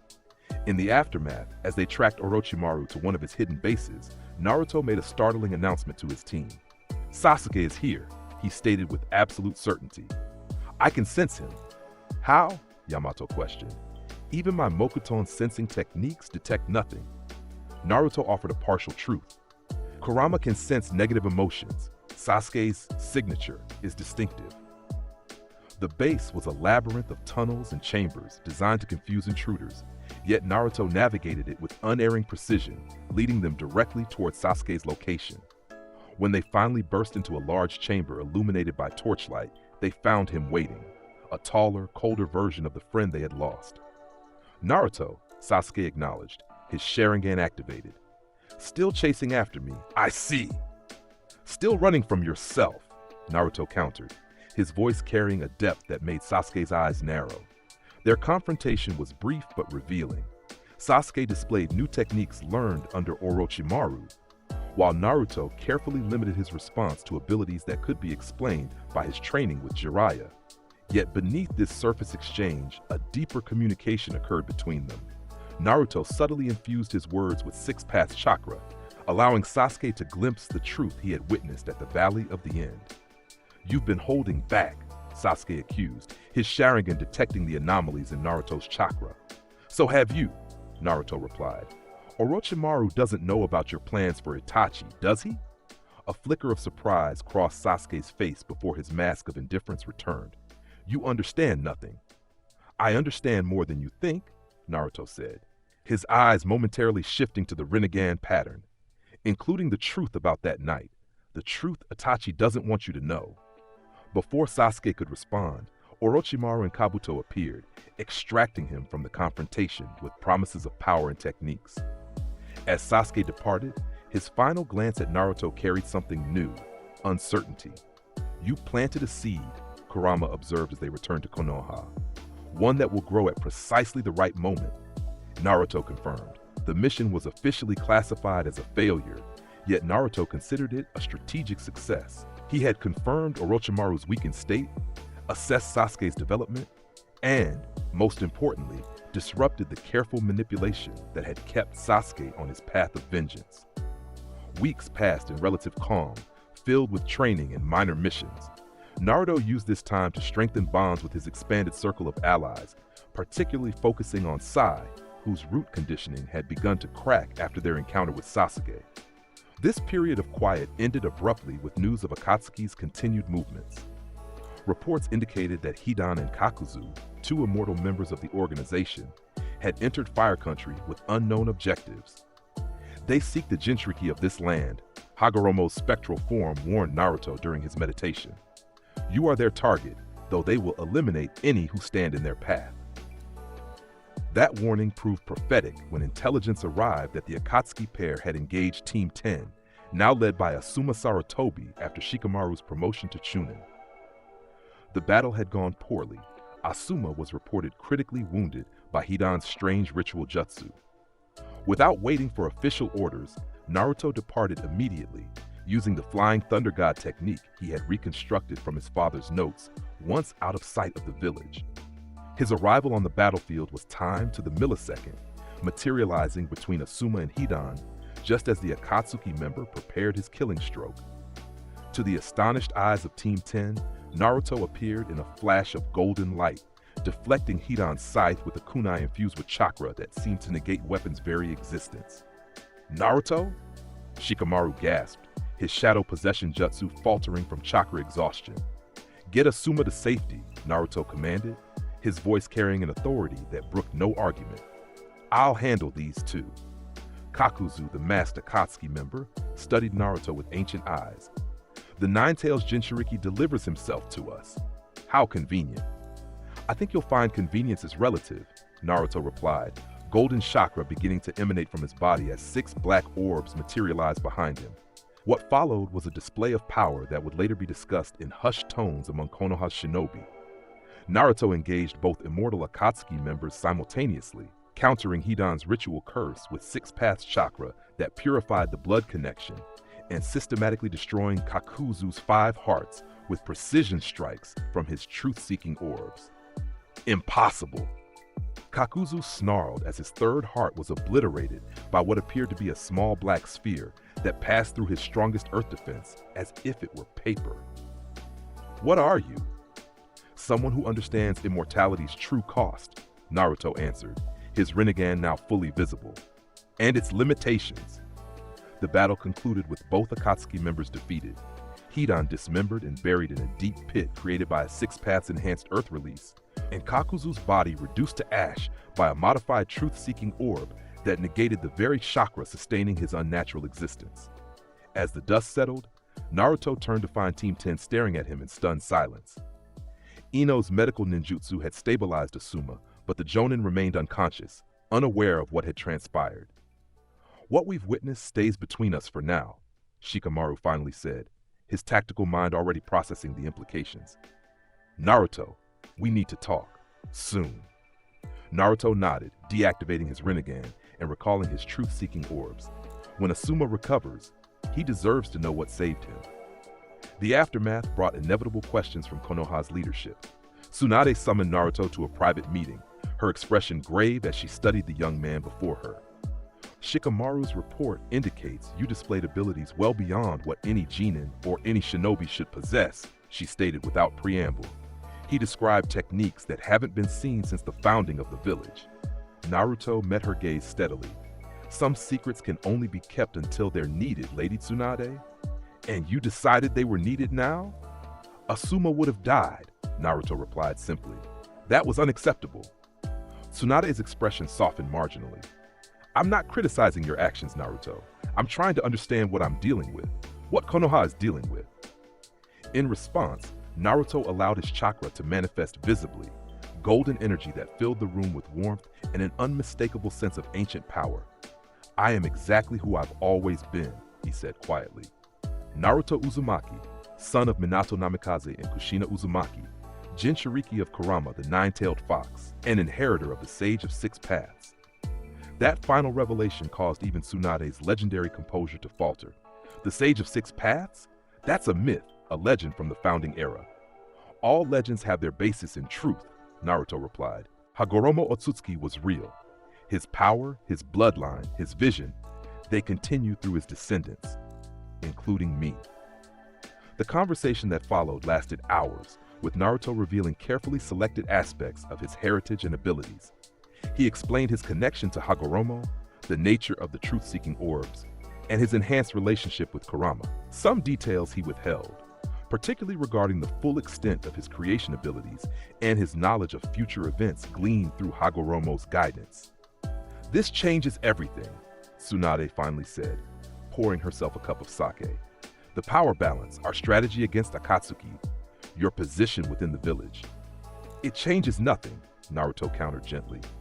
"I remain Konoha's shinobi, sworn to protect the village and the will of fire. My abilities are tools toward that end, nothing more." Tsunade studied him over the rim of her cup. "You sound like my grandfather. He also believed power was merely a means to protect." "A wise perspective," Naruto smiled, "one worth preserving." In the weeks that followed, Naruto's status within Konoha subtly shifted. While his official rank remained Genin, a technicality he found privately amusing, his actual authority grew as Tsunade increasingly consulted him on matters of village security and intelligence regarding Akatsuki. This new dynamic faced its first major test when reports arrived of a massive three-tailed beast appearing in a lake near the borders of Fire Country. Unlike the other tailed beasts, this one had no Jinchuriki. Its previous host, the fourth Mizukage, had died, releasing it back into the wild.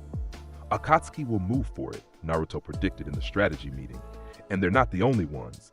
Orochimaru would value such power, especially in his weakened state." "Then we secure it first," Tsunade decided. "Naruto, you have the most experience with tailed beasts. I want you leading this mission." The team assembled for this task included several of Naruto's trusted allies, Shikamaru for strategy, Hinata for her Byakugan, Sakura for medical support, and Yamato for his ability to suppress tailed beast chakra if necessary. As they departed, Naruto sensed Hinata's gaze on him, curious, concerned, and carrying emotions he had only recently begun to recognize. "She cares deeply for you," Kurama observed, "more than friendship." "I know," Naruto replied internally, "and I've been blind not to see it sooner." The mission to the lake proved more complex than anticipated. Upon arrival, they discovered the three tails in a state of agitation, its massive form thrashing in the water and generating waves that threatened the surrounding landscape. More concerning, they detected multiple groups converging on the location, Akatsuki from the north and Orochimaru's forces from the east. "We need to calm it first," Naruto instructed his team. "The three tails isn't inherently aggressive, but it's disoriented without a host."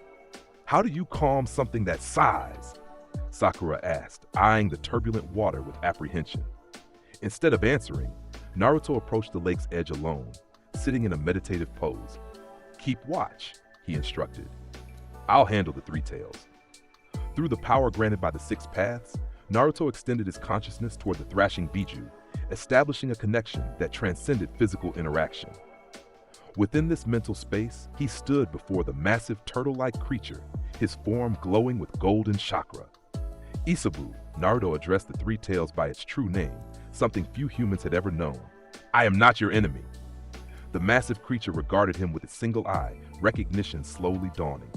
"You carry father's chakra," Isabu rumbled, referring to Hagoromo, "and Kurama's as well."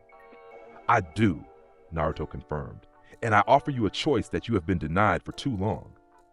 While this spiritual communion occurred, Naruto's physical body remained motionless by the lake, protected by his teammates as Akatsuki forces arrived, specifically Deidara, reconstructed after their previous encounter, and Tobi, an orange-masked figure whose chakra signature caused Kurama to growl in recognition. "That one is dangerous beyond measure," the fox warned. "His chakra, it carries the taint of Madara Uchiha." The ensuing battle tested his team's capabilities to their limits. Shikamaru coordinated their defense with brilliant tactical maneuvers, while Hinata's Byakugan provided crucial intelligence on the enemy's movements. Sakura demonstrated her growth under Tsunade's tutelage, her monstrous strength creating craters that disrupted Deidara's clay creatures before they could detonate. Throughout this conflict, Naruto remained in his meditative state, completing his communion with Isabu. When he finally opened his eyes, the lake had calmed completely, the massive form of the three tails no longer visible. Rising to his feet, Naruto joined the battle directly, his movements fluid and precise as he intercepted Tobi's attempt to phase through Hinata's guard. To the masked Akatsuki member's visible shock, Naruto's truth-seeking orb connected despite the intangibility technique, shattering a portion of the orange mask. "Impossible," Tobi hissed, recoiling. "Those eyes! You cannot possess those eyes!" "Yet here we are," Naruto replied calmly, his rinnegan active. "Retreat now, and I'll allow it. Continue, and not even your Kamui will save you." The knowledge of the technique's name, a closely guarded secret, caused Tobi to hesitate just long enough for Naruto to launch a coordinated assault with his team. Faced with a rinnegan wielder who somehow nullified his greatest defense, Tobi chose strategic withdrawal, disappearing in a spiral distortion of space along with an injured Deidara. "Where is the Three Tails?" Shikamaru asked once the danger had passed, scanning the now placid lake surface. Naruto smiled slightly. Safe and free for the first time in generations. The truth, which he shared only with Tsunade upon their return, was more significant. He had used a modified version of the Six Paths, planetary devastation technique to create a small self-contained dimension where Isobu could exist peacefully until the threat of Akatsuki passed. This pocket dimension, anchored to a special seal Naruto carried, allowed the Biju freedom while keeping it beyond the reach of those who would exploit it. "You created an entire dimension?" Tsunade asked, disbelief evident in her voice. "A small one," Naruto clarified. "Sustainable and connected to our own, but inaccessible without the key." He revealed a small crystal hanging from a cord around his neck, pulsing with gentle blue chakra. Isobu agreed to this arrangement freely. "It's temporary, until we've dealt with Akatsuki permanently."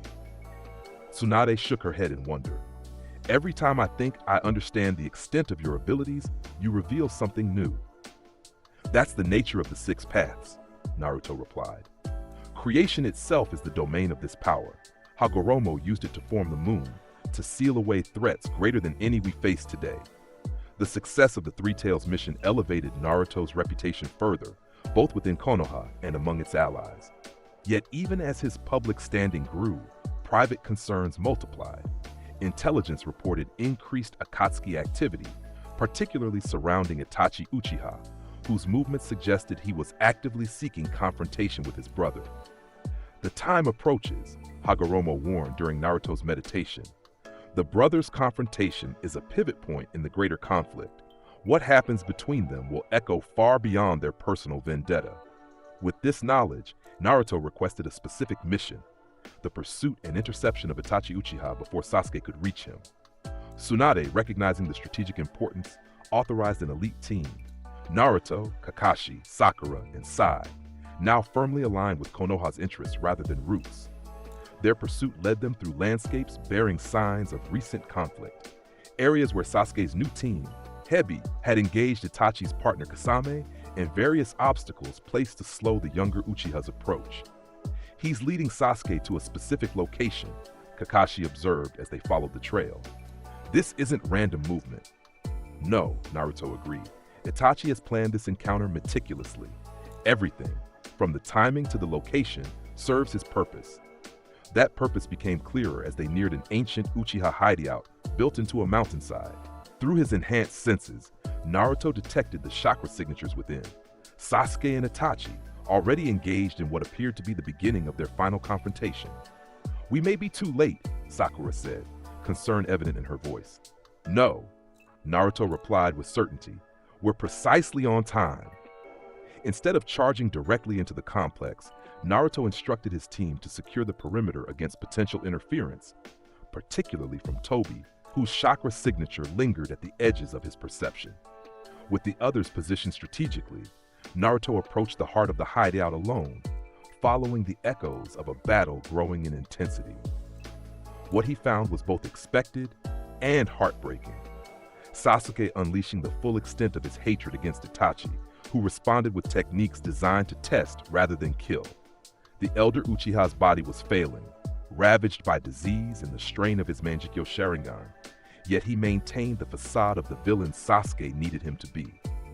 Rather than interrupting immediately, Naruto observed, gathering crucial insights.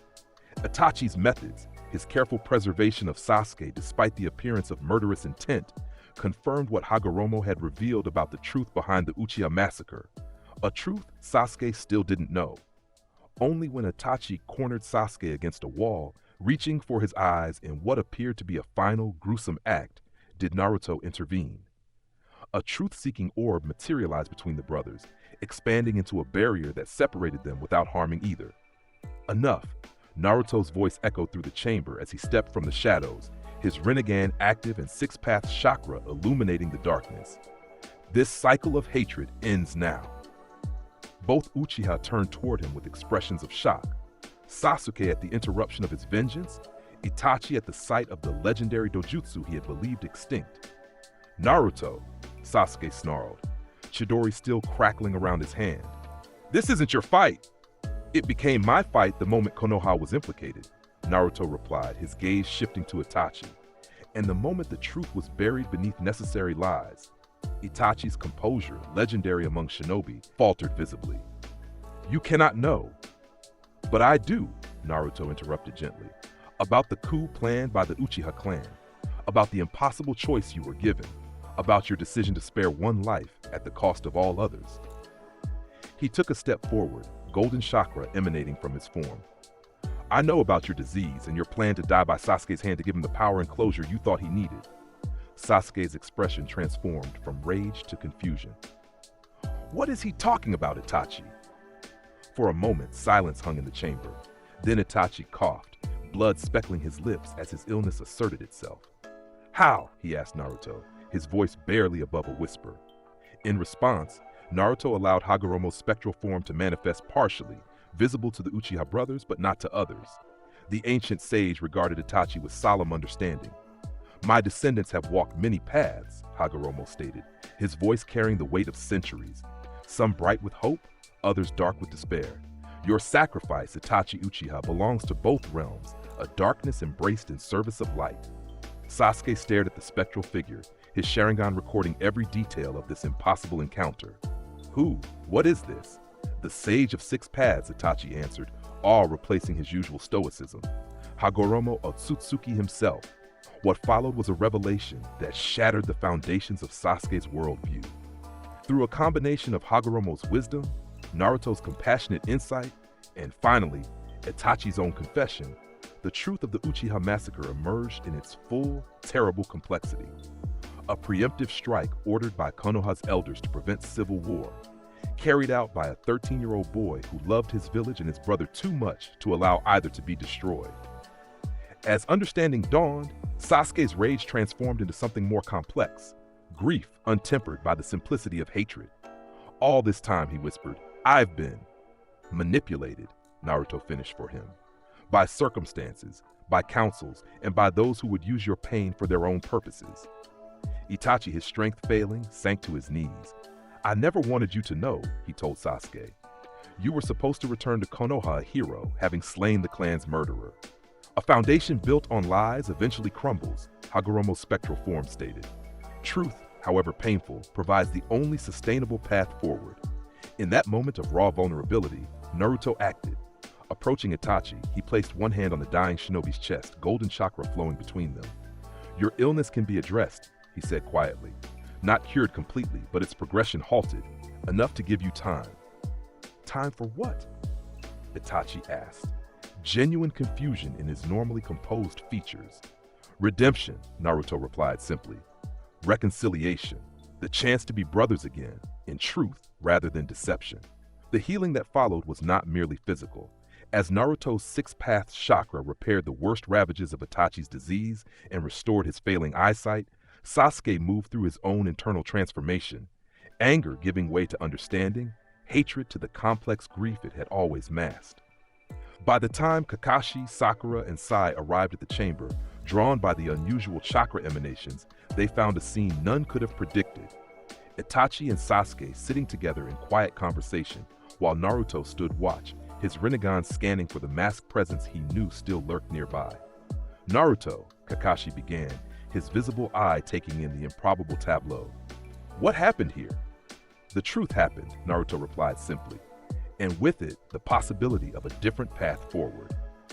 The return to Konoha with both Uchiha brothers created a diplomatic and security situation without precedent.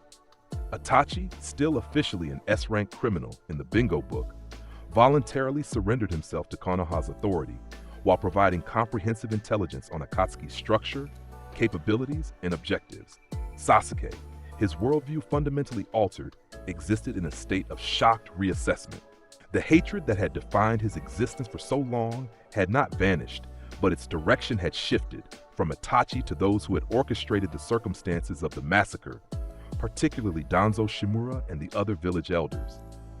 "Vengeance solves nothing," Naruto told him during one of their conversations in the secure compound where the brothers were housed. "Justice, however, remains necessary." "What's the difference?" Sasuke asked, genuine curiosity in his voice. "Vengeance seeks personal satisfaction at any cost.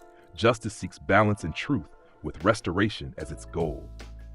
Naruto's eyes held ancient wisdom as he spoke. One perpetuates cycles of hatred, the other offers the possibility of breaking them. This fragile new equilibrium faced its greatest test when news arrived that shook the foundations of Konoha. Jiraiya, investigating Akatsuki's leadership in Amagakure, had been killed in battle with a figure possessing the rinnegan, the same legendary dojutsu that Naruto now wielded. The message arrived via one of Jiraiya's toad summons, who delivered both the news and a coded message carved into its back, Jiraiya's final intelligence regarding Pain, the mysterious Akatsuki leader. Naruto received the news with outward calm that masked the storm within. In his private quarters, away from observing eyes, he allowed his grief full expression, the room shaking with the force of his emotions as truth-seeking orbs spun wildly around him. He knew the risks. Kurama said gently, his voice a rumble of comfort in Naruto's mind. He chose his path knowing its likely end. "That doesn't make it easier," Naruto replied, tears flowing freely. "He was more than my teacher. He was the closest thing to a father I've ever known." In his grief, Hagoromo's spirit manifested, more substantial than ever before. "Death is not an ending, but a transition," the ancient sage counseled. Jiraiya's spirit continues its journey, carrying the wisdom and love that defined his existence here. "That doesn't bring him back," Naruto countered, anger momentarily flaring.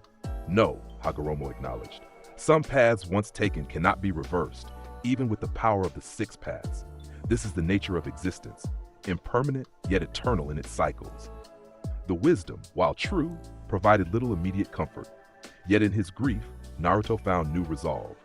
Decoding Jiraiya's final message with Fukasaku, the elder toad who had escaped the battle, revealed critical intelligence about Pain's true identity and abilities. "He possesses the rinnegan," Fukasaku confirmed. "Multiple bodies, each with different powers, all controlled by a central figure. Jiraiya Boy believed this central controller to be his former student, Nagato." "Nagato," Naruto repeated, the name resonating with information Hagoromo had shared. "And Uzumaki, like my mother, one whose eyes should never have awakened those powers." Armed with this knowledge, Naruto made preparations, not for immediate confrontation, but for the attack he knew would come. Pain, having eliminated Jiraiya, would inevitably target Konoha and its Jinchuriki. Those preparations included accelerated training in Sage Mode under Fukasaku's guidance, not because Naruto needed the power, but because mastering natural energy enhanced his already formidable Six Paths abilities, allowing for more precise application of his techniques. "You learn faster than any student I've ever taught," Fukasaku commented as Naruto perfectly balanced the natural energy with his own chakra on his first attempt. Jiraiya Boy would be proud. "He taught me more than jutsu," Naruto replied, his expression somber. "He taught me about being human, about finding humor in darkness, about persevering when giving up would be easier." This period of preparation ended abruptly when Pain launched his assault on Konoha, 6 bodies descending from the sky to wreak unprecedented havoc. Buildings collapsed, defenses shattered. Shinobi fell before techniques they couldn't comprehend. Naruto, who had anticipated this moment, did not immediately intervene. First, he established a network of protection. Shadow clones enhanced with Six Paths chakra strategically positioned throughout the village to evacuate civilians and support defenders. Only when he had confirmed the safety of key individuals, Tsunade, Sakura, Hinata, and others whose futures were essential to the peace he envisioned, did Naruto confront Pain directly, appealing appearing in the center of the crater that had once been Konoha's heart. His arrival transformed the battlefield instantly.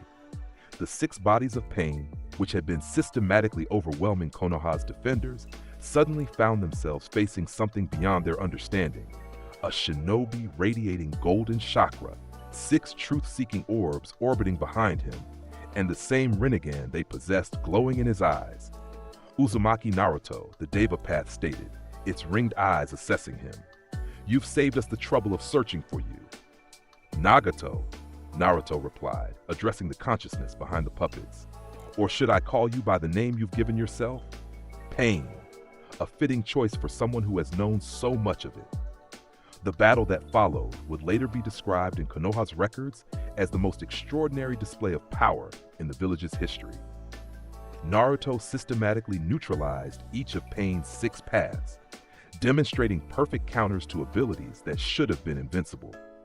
The Preta path, which absorbed chakra, found its ability useless against truth-seeking orbs that existed beyond conventional chakra. The animal path summoning creatures were calmly dismissed by Naruto's own summoning contract, enhanced by 6 paths authority. The Naraka path's interrogation and restoration abilities were countered by Naruto's superior understanding of life and death energies. Throughout this demonstration of overwhelming power, Naruto maintained perfect awareness of his surroundings, creating barriers to protect civilians and injured shinobi from collateral damage. Those who witnessed the conflict described it not as a battle, but as a systematic deconstruction, Naruto dismantling Pain's carefully designed system with the precision of someone who understood its workings more deeply than its creator. When only the Deva path remained, Naruto paused, his expression compassionate rather than triumphant. "I know why you fight, Nagato. I know about Yahiko, about the original Akatsuki, about your dream for peace. What could you possibly know of my pain?" the Deva path challenged, its voice carrying Nagato's genuine anger. In response, Naruto extended his consciousness directly to Nagato, establishing a connection that bypassed the paths entirely. Within this shared mental space, he appeared before the emaciated form of the true Pain, Nagato Uzumaki, once Jiraiya's hopeful student, now a broken man sustaining his life through machinery and consumed by a vision of peace through shared suffering. "I know more than you think," Naruto said gently, manifesting within this space as his true self, surrounded by the golden aura of 6 paths chakra, including the fact that this path leads nowhere. Pain cannot create peace, Nagato. It can only create more pain. What followed was not a physical confrontation, but a philosophical one. Nagato presenting his vision of a world forced into peace through shared trauma, Naruto countering with Jiraiya's original dream of understanding transcending the cycle of hatred. "You possess the rinnegan," Nagato observed, studying Naruto with genuine curiosity. "How? These eyes were mine alone." "These eyes," Naruto replied, "belonged first to Hagoromo Ōtsutsuki, the sage of 6 paths. Your eyes are a shadow of his legacy, implanted rather than awakened. Mine are the genuine inheritance of his chakra and will." To demonstrate this truth, Naruto allowed Hagoromo's spectral form to manifest within their shared consciousness.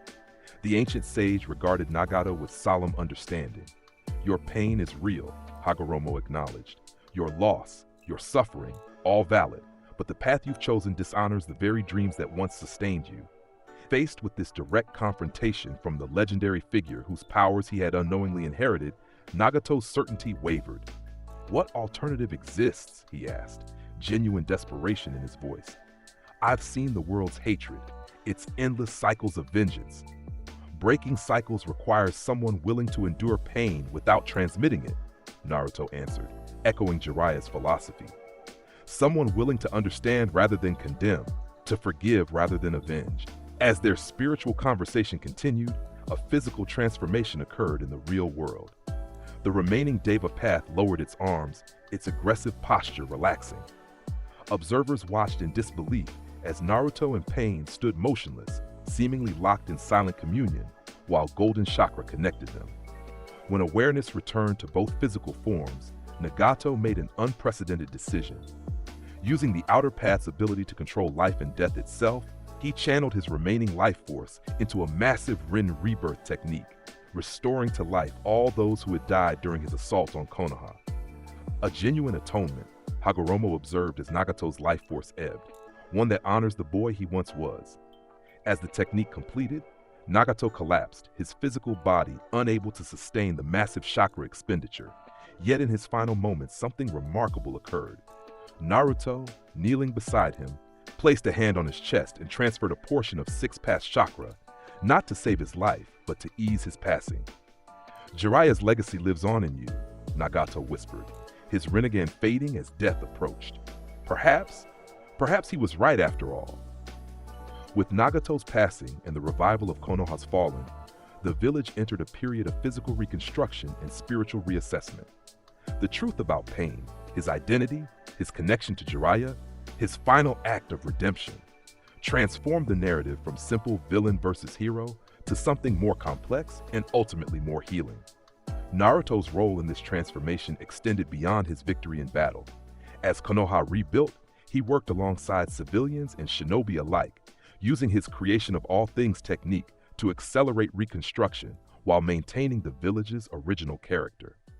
More importantly, he shared Nagato's story openly, ensuring that understanding replaced fear in the collective processing of the traumatic event. This period of rebuilding was interrupted by a diplomatic crisis of unprecedented scale. Representatives from the 5 great shinobi nations arrived with an urgent request. The Raikage of Kumogakure had called for a 5-kage summit in the neutral land of Iron, prompted by Akatsuki's continued threat and the emergence of a rinnegan wielder in Konoha. "They fear you," Tsunade observed as she prepared for the journey. Or more precisely, they fear what your abilities represent, a shift in power that threatens the existing balance. "Fear is natural when facing the unknown," Naruto replied, "which is why I should accompany you, not as your bodyguard, but as the subject they wish to discuss." Despite concerns from her advisors, Tsunade agreed. The delegation that departed for the Land of Iron included not only the 5th Hokage and Naruto, but also Kakashi, whose strategic mind would be valuable in the diplomatic maneuvering to come, and unexpectedly, Sasuke. "My brother's testimony regarding Akatsuki may prove crucial," Sasuke explained when questioned about his inclusion. "And my presence sends a message about Konoha's commitment to truth and reconciliation." The journey provided opportunity for conversations long deferred.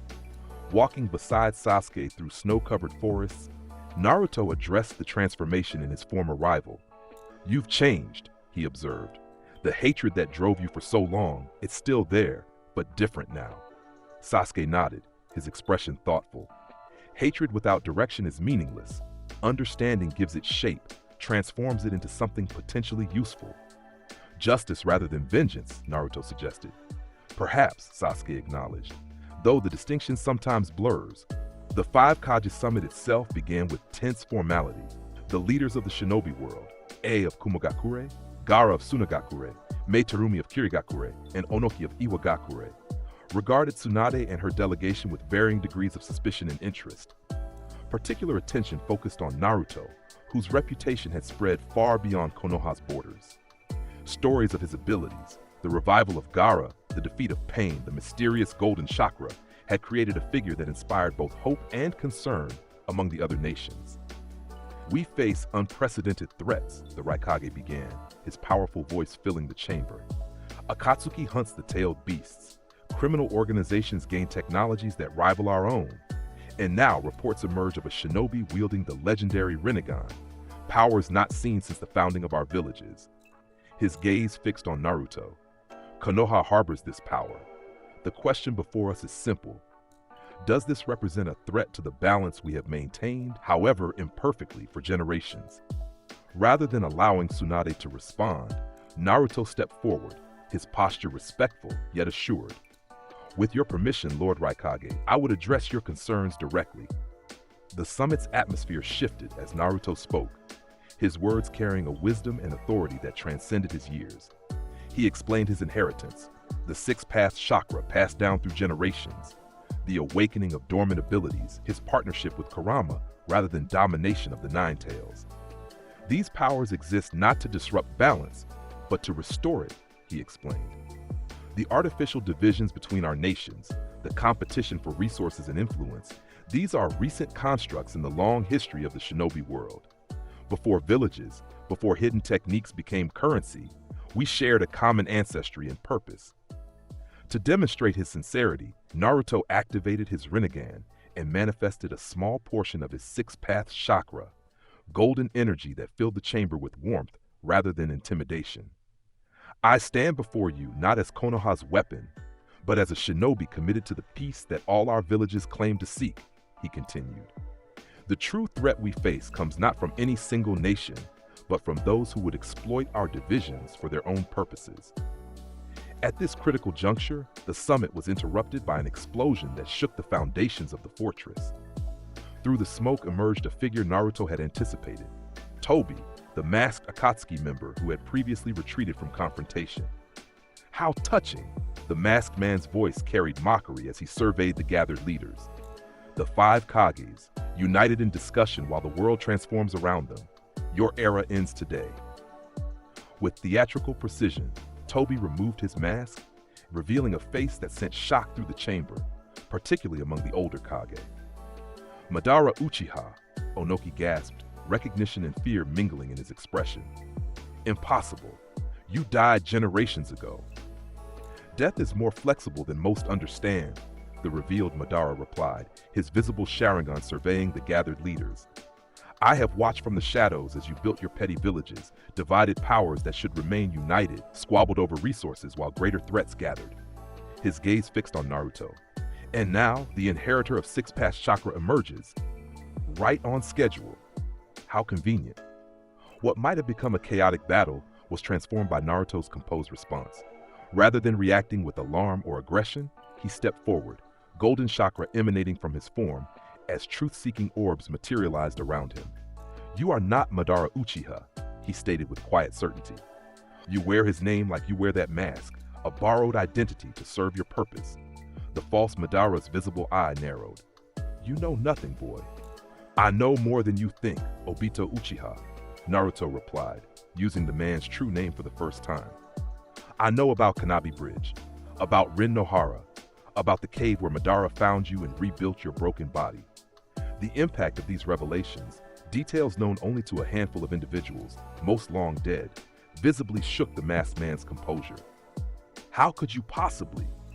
The same way I know your plan isn't really about the tailed beasts, or even the infinite Tsukuyomi, Naruto continued, his voice gentle despite the confrontational content. It's about a world where Rin never died, where your team remained whole, where the promise you made to Kakashi was never necessary. At the mention of Kakashi, Obito's gaze shifted to the copy ninja, who stood frozen in shock as pieces of a long-buried past fell into place. Obito? Kakashi whispered, disbelief evident in his visible eye. It can't be.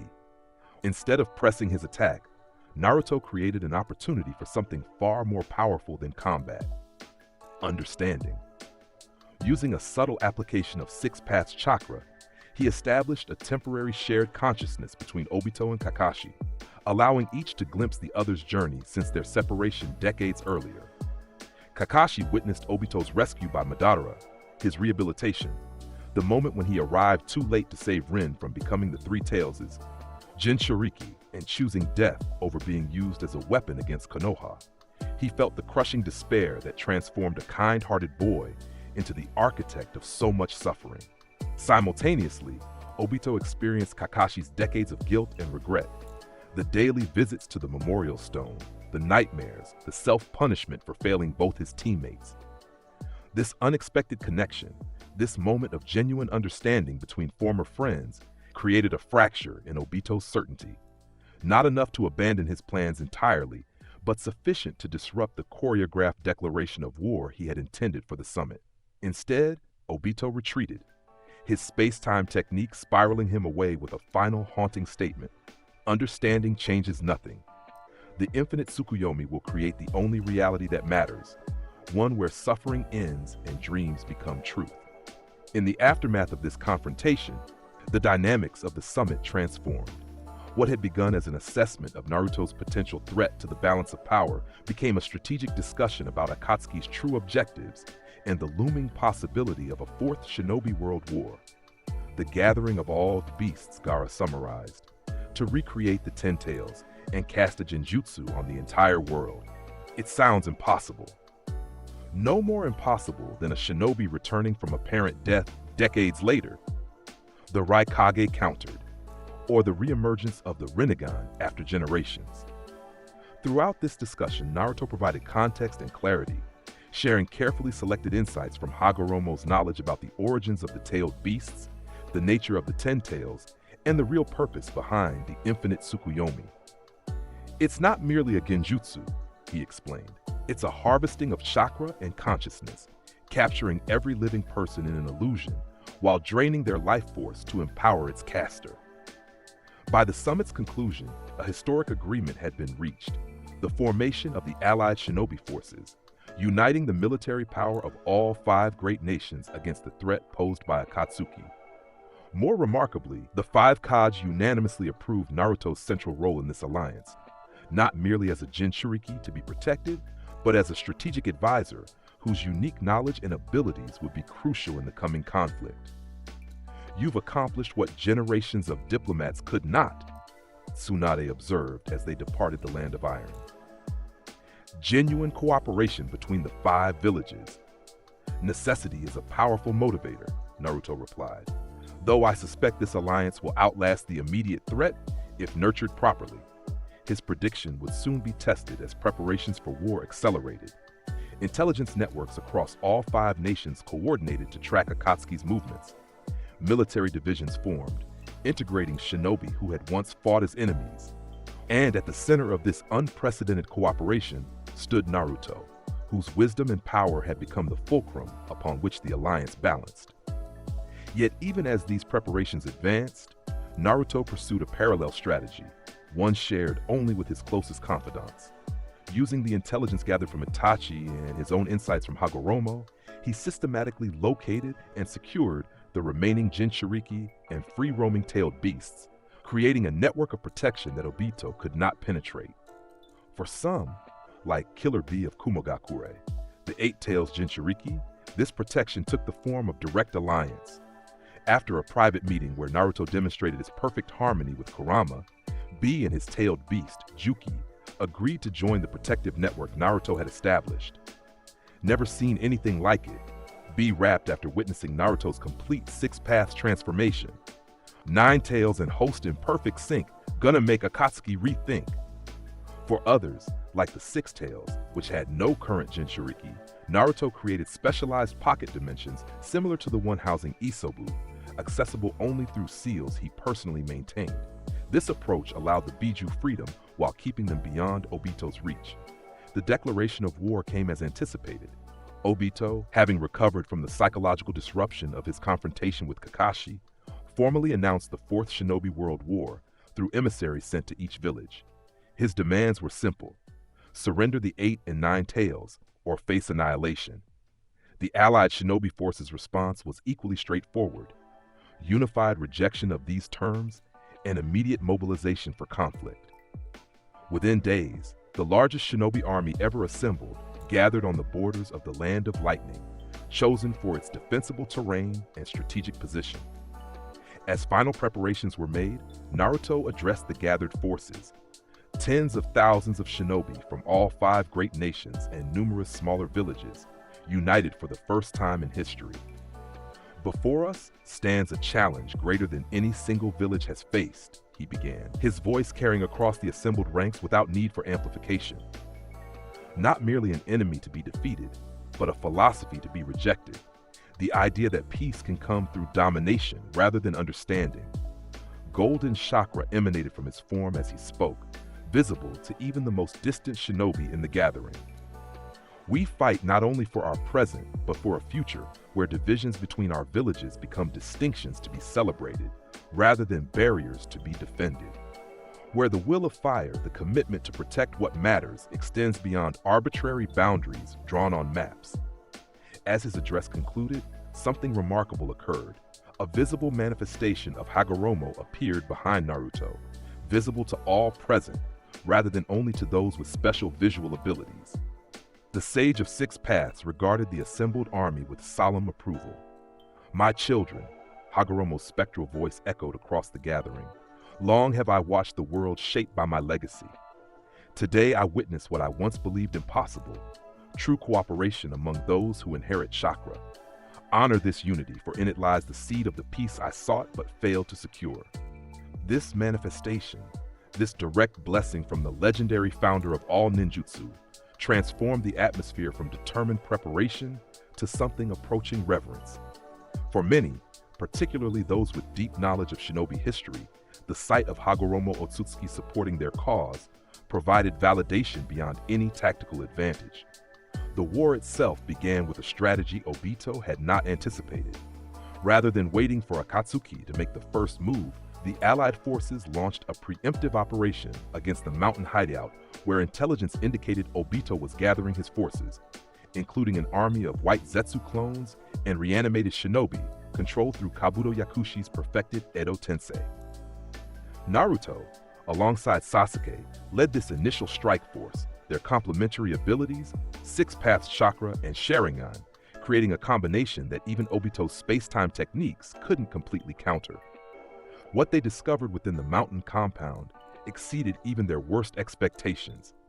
Tens of thousands of white Zetsu soldiers, genetically engineered from the first Hokage's cells, dozens of reanimated legendary shinobi, including previous Kage and famous clan leaders, and most disturbing, evidence that Obito had managed to partially revive the Ten Tails, using chakra collected from the tailed beasts he had already captured. He's further along than we anticipated, Sasuke observed, his Sharingan analyzing the massive, incomplete form suspended in a containment field. This isn't the full Ten Tails, but even in this state, it possesses power beyond conventional measurement, Naruto confirmed, but also vulnerability. Its chakra network remains unstable, the integration incomplete. The ensuing battle sprawled across multiple fronts as the Allied forces engaged Akatsuki's composite army. Division commanders, including Gaara, Kakashi, and Darui of Kumogakure, coordinated their troops against the white Zetsu forces, while specialized teams led by elite Jonin confronted the reanimated legends. At the center of this conflict, Naruto faced his most challenging task, simultaneously countering Obito's efforts to complete the Ten Tails while addressing the reanimated shinobi with connections to his personal history, particularly the four previous Hokage, whose souls Kabuto had bound to his service. The sight of Minato Namikaze, the fourth Hokage and Naruto's father, fighting against his will nearly shattered Naruto's carefully maintained composure. Yet in this moment of emotional vulnerability, Naruto found unexpected strength. "Father," he addressed Minato directly, golden chakra surrounding his form as he manifested his complete Six Paths transformation. "I had hoped our reunion would come under different circumstances." Despite the binding jutsu controlling his actions, Minato's consciousness remained intact. "Naruto," he replied, his voice strained as he resisted Kabuto's control. "You've grown so strong, more than I could have imagined." Similar recognitions came from the other reanimated Hokage. Hashirama's open delight at seeing his teachings on the Will of Fire so perfectly embodied. Tobirama's analytical assessment of Naruto's mastery of techniques he had pioneered. Hiruzen's grandfatherly pride in the boy he had watched grow from troubled orphan to transcendent leader. "You have surpassed all of us," Hashirama declared, fighting the Edo Tensei's control to pause his attack. "In power, certainly. I sense chakra that rivals even my own at its peak, but more importantly, in vision. You've united what we could only hope to temporarily align." This acknowledgement from the god of shinobi himself, the legendary first Hokage whose power had shaped the founding era, carried weight beyond mere combat advantage.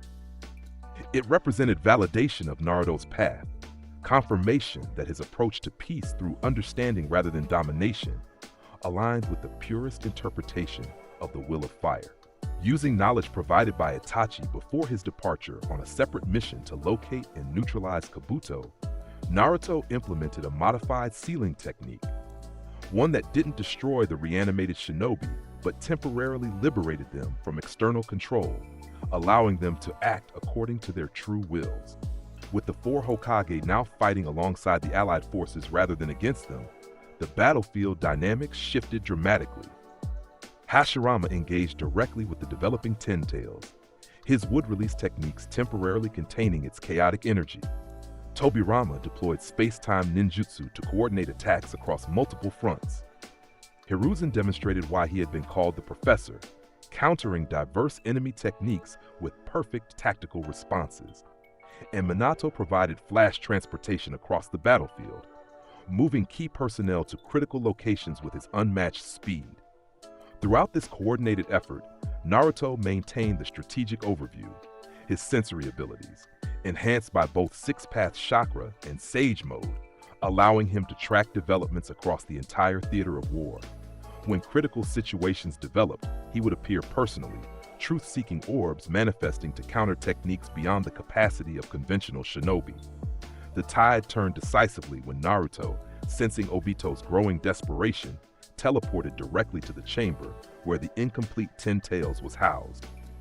There he found the masked Uchiha attempting to merge with the beast himself, having recognized that his original plan to revive Madara as its Jinchuriki had become untenable. "Stop, Obito," Naruto called, his voice carrying compassion rather than condemnation. "This path leads only to oblivion, not just for the world, but for the dream you truly cherish." "You understand nothing," Obito snarled, his body already half-merged with the Ten Tails form.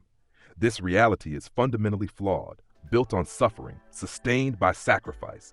The infinite Tsukuyomi offers the only genuine solution, a perfect world where Rin lives, where your parents never died, where all wounds are healed." "At the cost of choice," Naruto countered, approaching steadily despite the chaotic energy surrounding Obito. "At the cost of growth through overcoming pain. At the cost of everything that makes us human." Their philosophical confrontation transformed into physical conflict as Obito completed his merger with the Ten Tails, becoming its Jinchuriki. The power that erupted from this union exceeded anything the modern shinobi world had witnessed. Reality itself seemed to warp around Obito's transformed body, now pale white with truth-seeking orbs of his own manifesting behind him. Yet even this unprecedented threat found its match in Naruto's full manifestation of six paths power. Golden chakra surrounded him in an avatar that rivaled the Ten Tails in scale, truth-seeking orbs expanding to counter Obito's attacks. The battlefield itself couldn't contain their confrontation, dimensions fracturing as their techniques collided. What appeared to observers as a battle of godlike entities concealed a more intimate conflict. Within the clashing chakra, Naruto maintained a connection to Obito's consciousness, continuing their conversation even as their physical forms engaged in reality-shaking combat. "I know about the Kanabi Bridge mission," Naruto said within this shared mindscape. "I know how you gave your eye to Kakashi, how you were crushed beneath the boulder, how Madara found and rebuilt you. I know about watching Kakashi fulfill his promise to protect Rin by killing her when she became a Jinchuriki, rigged to destroy Konoha." Images of these events materialized around them, not as Obito had experienced them through the lens of grief and manipulation, but as they truly occurred, with all the complex motivations and tragic necessity intact.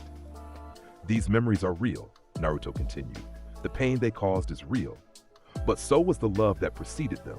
Your love for your teammates, for Konoha, for a future where others wouldn't suffer as you had." As their conversation deepened, the physical battle reached a crescendo.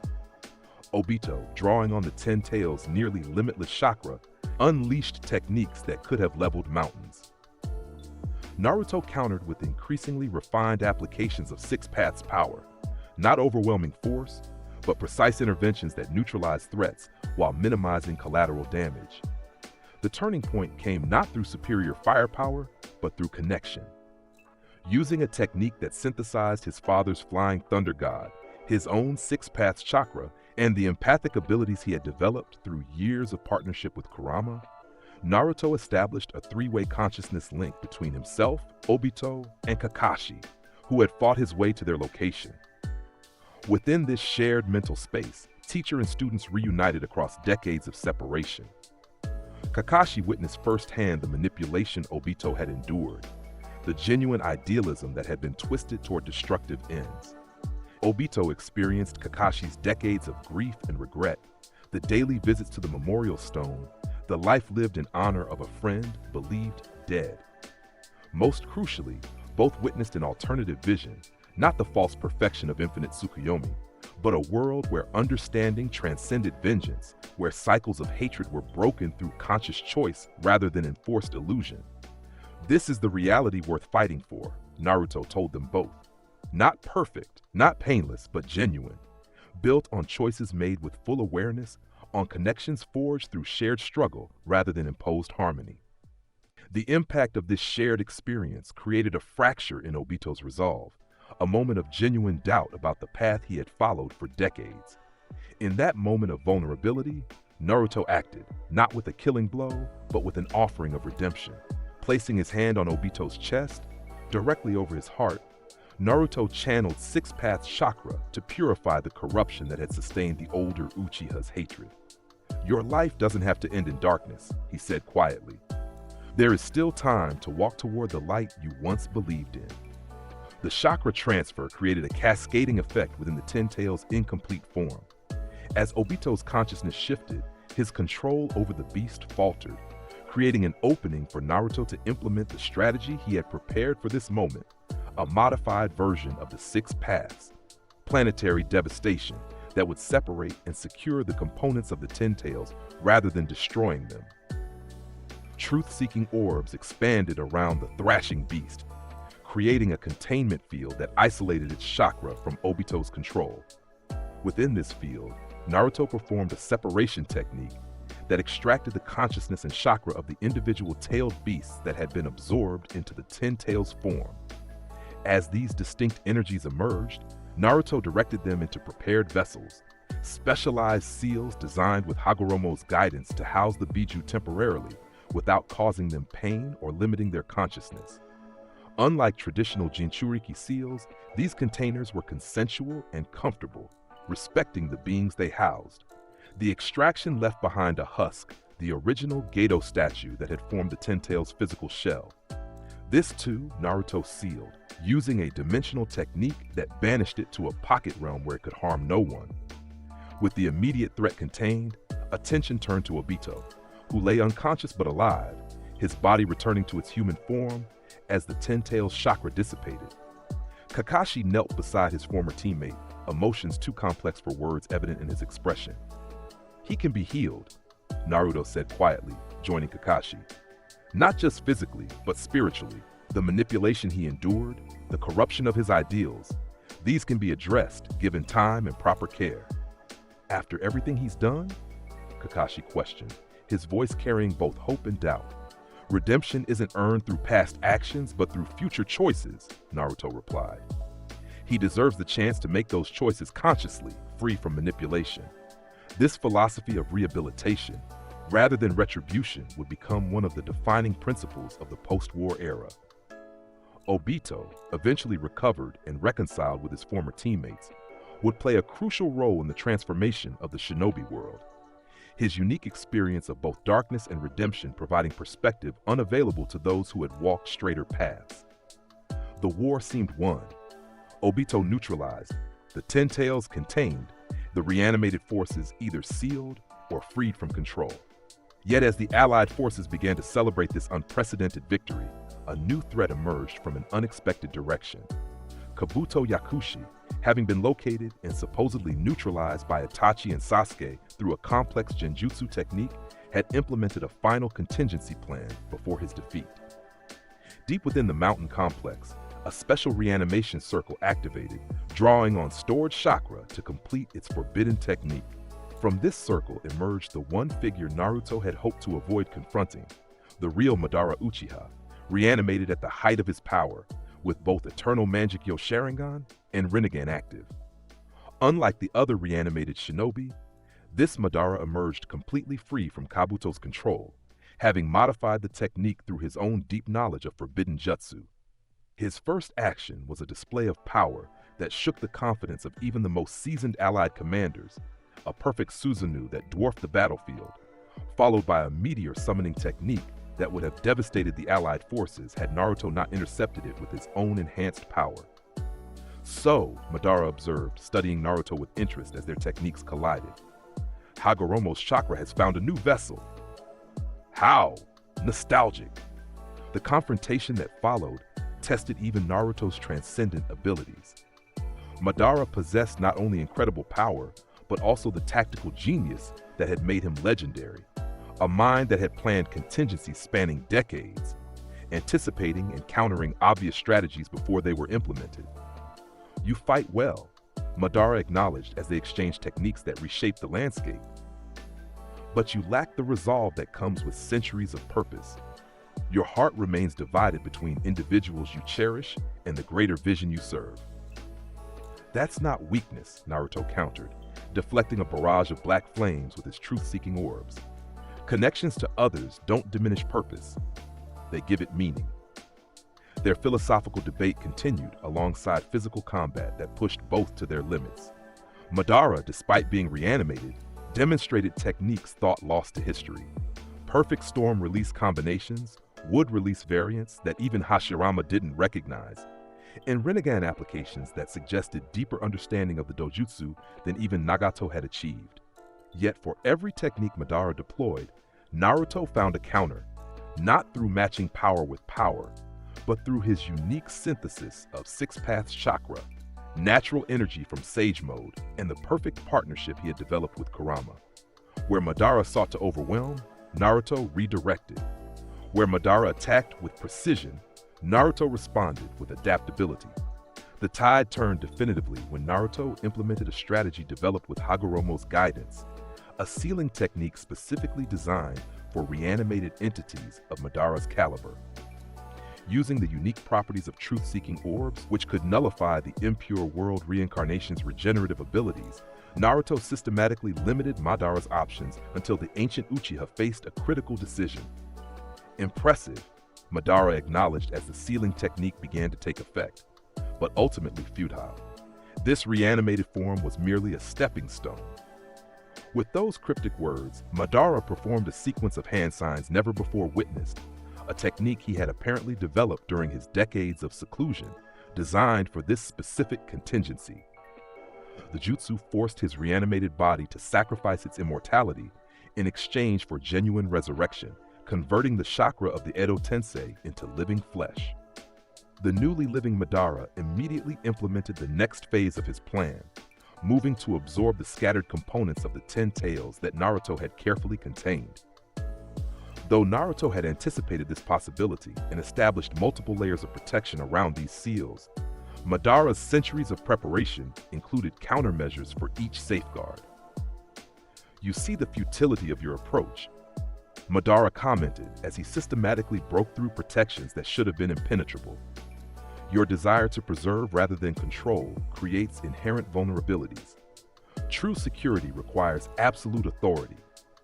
There's nothing secure about a world built on domination," Naruto countered, adapting his strategy as Madara breached the final containment field. Sooner or later, the controlled rebel against their controllers.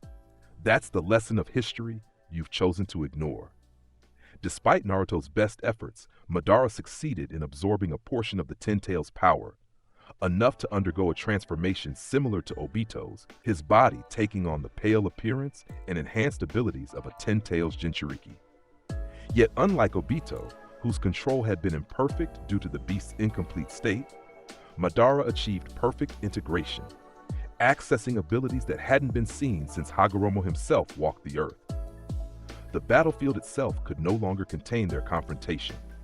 As Madara initiated the casting of infinite Tsukuyomi, using the moon as a reflective surface for the world-spanning genjutsu, Naruto transported them both to a dimension separate from Earth, a pocket realm he had prepared specifically for this contingency. "Clever," Madara acknowledged as they materialized in this barren dimension, removing us from the proximity of the moon to prevent the technique's completion. But this merely delays the inevitable. "There is nothing inevitable about subjugation," Naruto replied, his rinnegan glowing with intensity as 6 truth-seeking orbs expanded around him, forming a protective barrier. Not while free will exists. Their battle transcended conventional combat, becoming a contest of reality manipulation itself.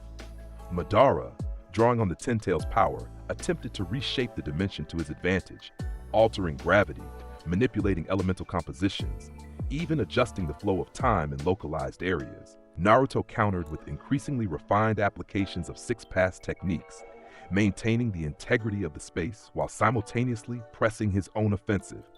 As the conflict escalated, something unexpected occurred. Hagoromo's spectral form manifested more substantially than ever before, visible even to Madara, whose expression registered genuine shock for the first time. "Father," Madara addressed the apparition, momentarily pausing his assault. "You come to witness your legacy's culmination? I come to witness its perversion," Hagoromo replied, his voice carrying millennia of sorrow. "The power I passed to my sons was meant to connect, not dominate, to create, not control. A fundamental misunderstanding of human nature," Madara countered. "Connection without structure breeds chaos. Creation without purpose yields suffering." "You speak of suffering as an abstract concept," Naruto interjected, golden chakra pulsing around him. "Yet you would inflict concrete suffering to eliminate its abstract form. The contradiction undermines your entire philosophy." This three-way conversation, Hagoromo's ancient wisdom, Madara's centuries of observation, and Naruto's lived experience of both pain and connection, created a philosophical battleground alongside the physical one.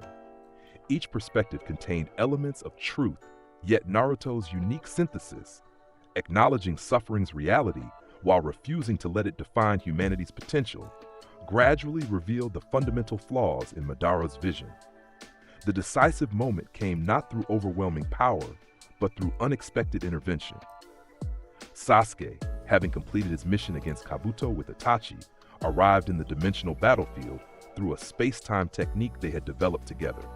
With him came Black Zetsu, captured during the Allied forces' systematic dismantling of Akatsuki's infrastructure. "Naruto," Sasuke called, his eternal Mangekyo Sharingan assessing the situation instantly. "Black Zetsu isn't what we thought.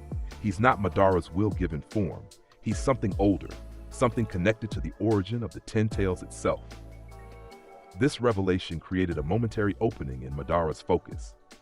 Enough for Black Zetsu to implement the betrayal it had planned for centuries. Breaking free from Sasuke's restraints, the amorphous entity attached itself to Madara, beginning a transformation process that horrified even the ancient Uchiha. "What is this?"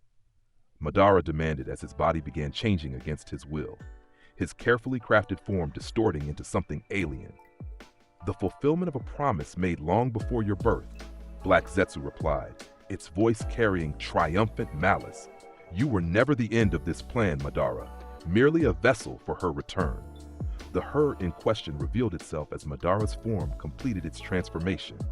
Kaguya Otsutsuki, Hagoromo's mother, the first being to possess chakra on Earth, and the original Jinchuriki of the Ten Tails. Where Madara had stood now floated an ethereally beautiful woman with horn protrusions and Byakugan eyes, radiating power that dwarfed even Madara's Ten Tails enhanced form. "Mother," Hagoromo's spectral form acknowledged, his tone carrying complex emotions. "Your return was foreseen, though not welcomed." Kaguya regarded her son with cold detachment. "You divided what should remain unified, dispersed what should remain concentrated.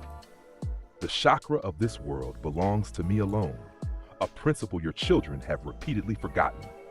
The battle that followed transcended anything the shinobi world had previously witnessed.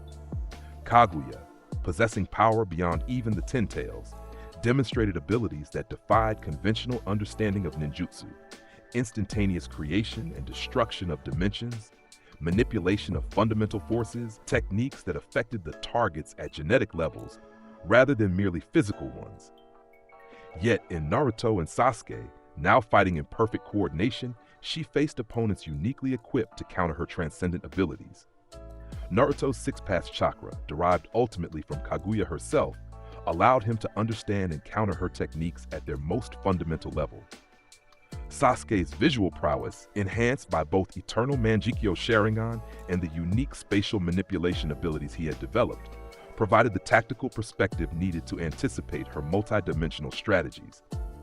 Most importantly, they fought not as individuals, but as representatives of the united shinobi world, their techniques supplemented by chakra transferred from the allied forces through a connection Naruto had established before departing Earth's dimension. This composite power, freely given rather than forcibly taken, represented everything Kaguya had rejected in her pursuit of absolute control. "You fight well," Kaguya acknowledged as the battle spanned multiple dimensions, landscapes transforming from Arctic wastes to volcanic hellscapes to gravity-defying crystal forests in rapid succession. But your resistance merely delays the inevitable. Chakra returns to its source eventually, a principle as immutable as existence itself. Chakra evolves through sharing, Naruto countered, golden energy forming a protective barrier around himself and Sasuke as they navigated a dimension of corrosive mist. It grows through connection rather than isolation. That's what you never understood, even with all your power. The decisive strategy emerged not from power, but from understanding. Through careful observation of Kaguya's techniques and vulnerabilities, Naruto and Sasuke identified the critical weakness in her seemingly perfect defense. Her dimensional transitions required momentary chakra reconfiguration, creating brief intervals where her otherwise impenetrable barriers thinned. Exploiting this pattern required perfect synchronization between their complementary abilities. Sasuke, using his space-time dojutsu, would track and predict the exact moment and location of Kaguya's dimensional shifts. Naruto, with his 6 paths enhanced sensory abilities, would identify the precise chakra patterns signaling the barrier's weakening. When the crucial moment arrived, their execution was flawless. As Kaguya initiated a dimensional transfer to escape their coordinated assault, Sasuke's perfect Susanoo and Naruto's 6-path Sage Mode combined in a single, unified attack, a sealing technique developed with Hagoromo's guidance specifically for this contingency.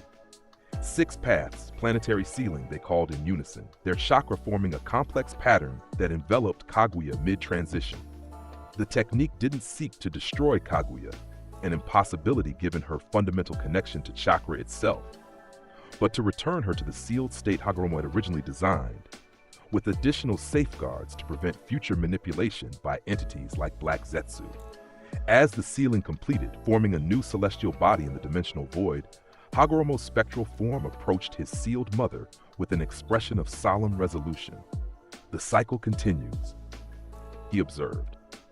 Power seized rather than shared inevitably returns to this state, isolated, contained, prevented from fulfilling its true potential.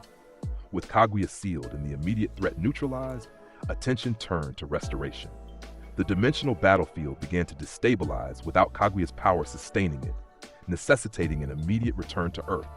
Upon their arrival, Naruto and Sasuke found a world partially affected by the infinite Tsukuyomi.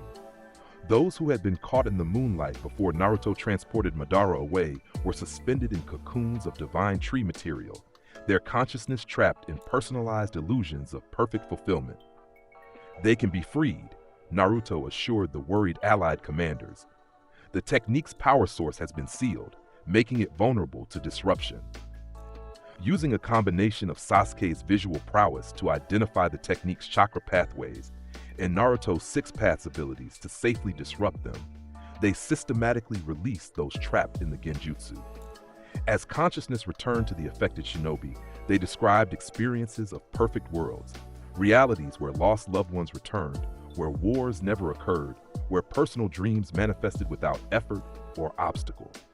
The illusion's appeal is its greatest danger, Naruto observed as they continued the liberation process. It offers what we most desire without the growth that comes from achieving it naturally. This insight, that ease without effort ultimately diminishes rather than enhances human experience, became foundational to the philosophy Naruto would later develop as a leader. The recognition that pain, challenge, and even failure serve essential functions in both individual development and social cohesion informed his approach to everything from education reform to international relations. As the war's conclusion became evident, a new question emerged. What form would peace take? Traditional victory often meant concessions from the defeated, reparations, and redrawn boundaries. Yet this conflict had no defeated enemy in the conventional sense. The allied shinobi forces had faced an existential threat together. Their success depended on unprecedented cooperation. In this uncertain transitional period, Naruto emerged as the natural architectural voice of the post-war order.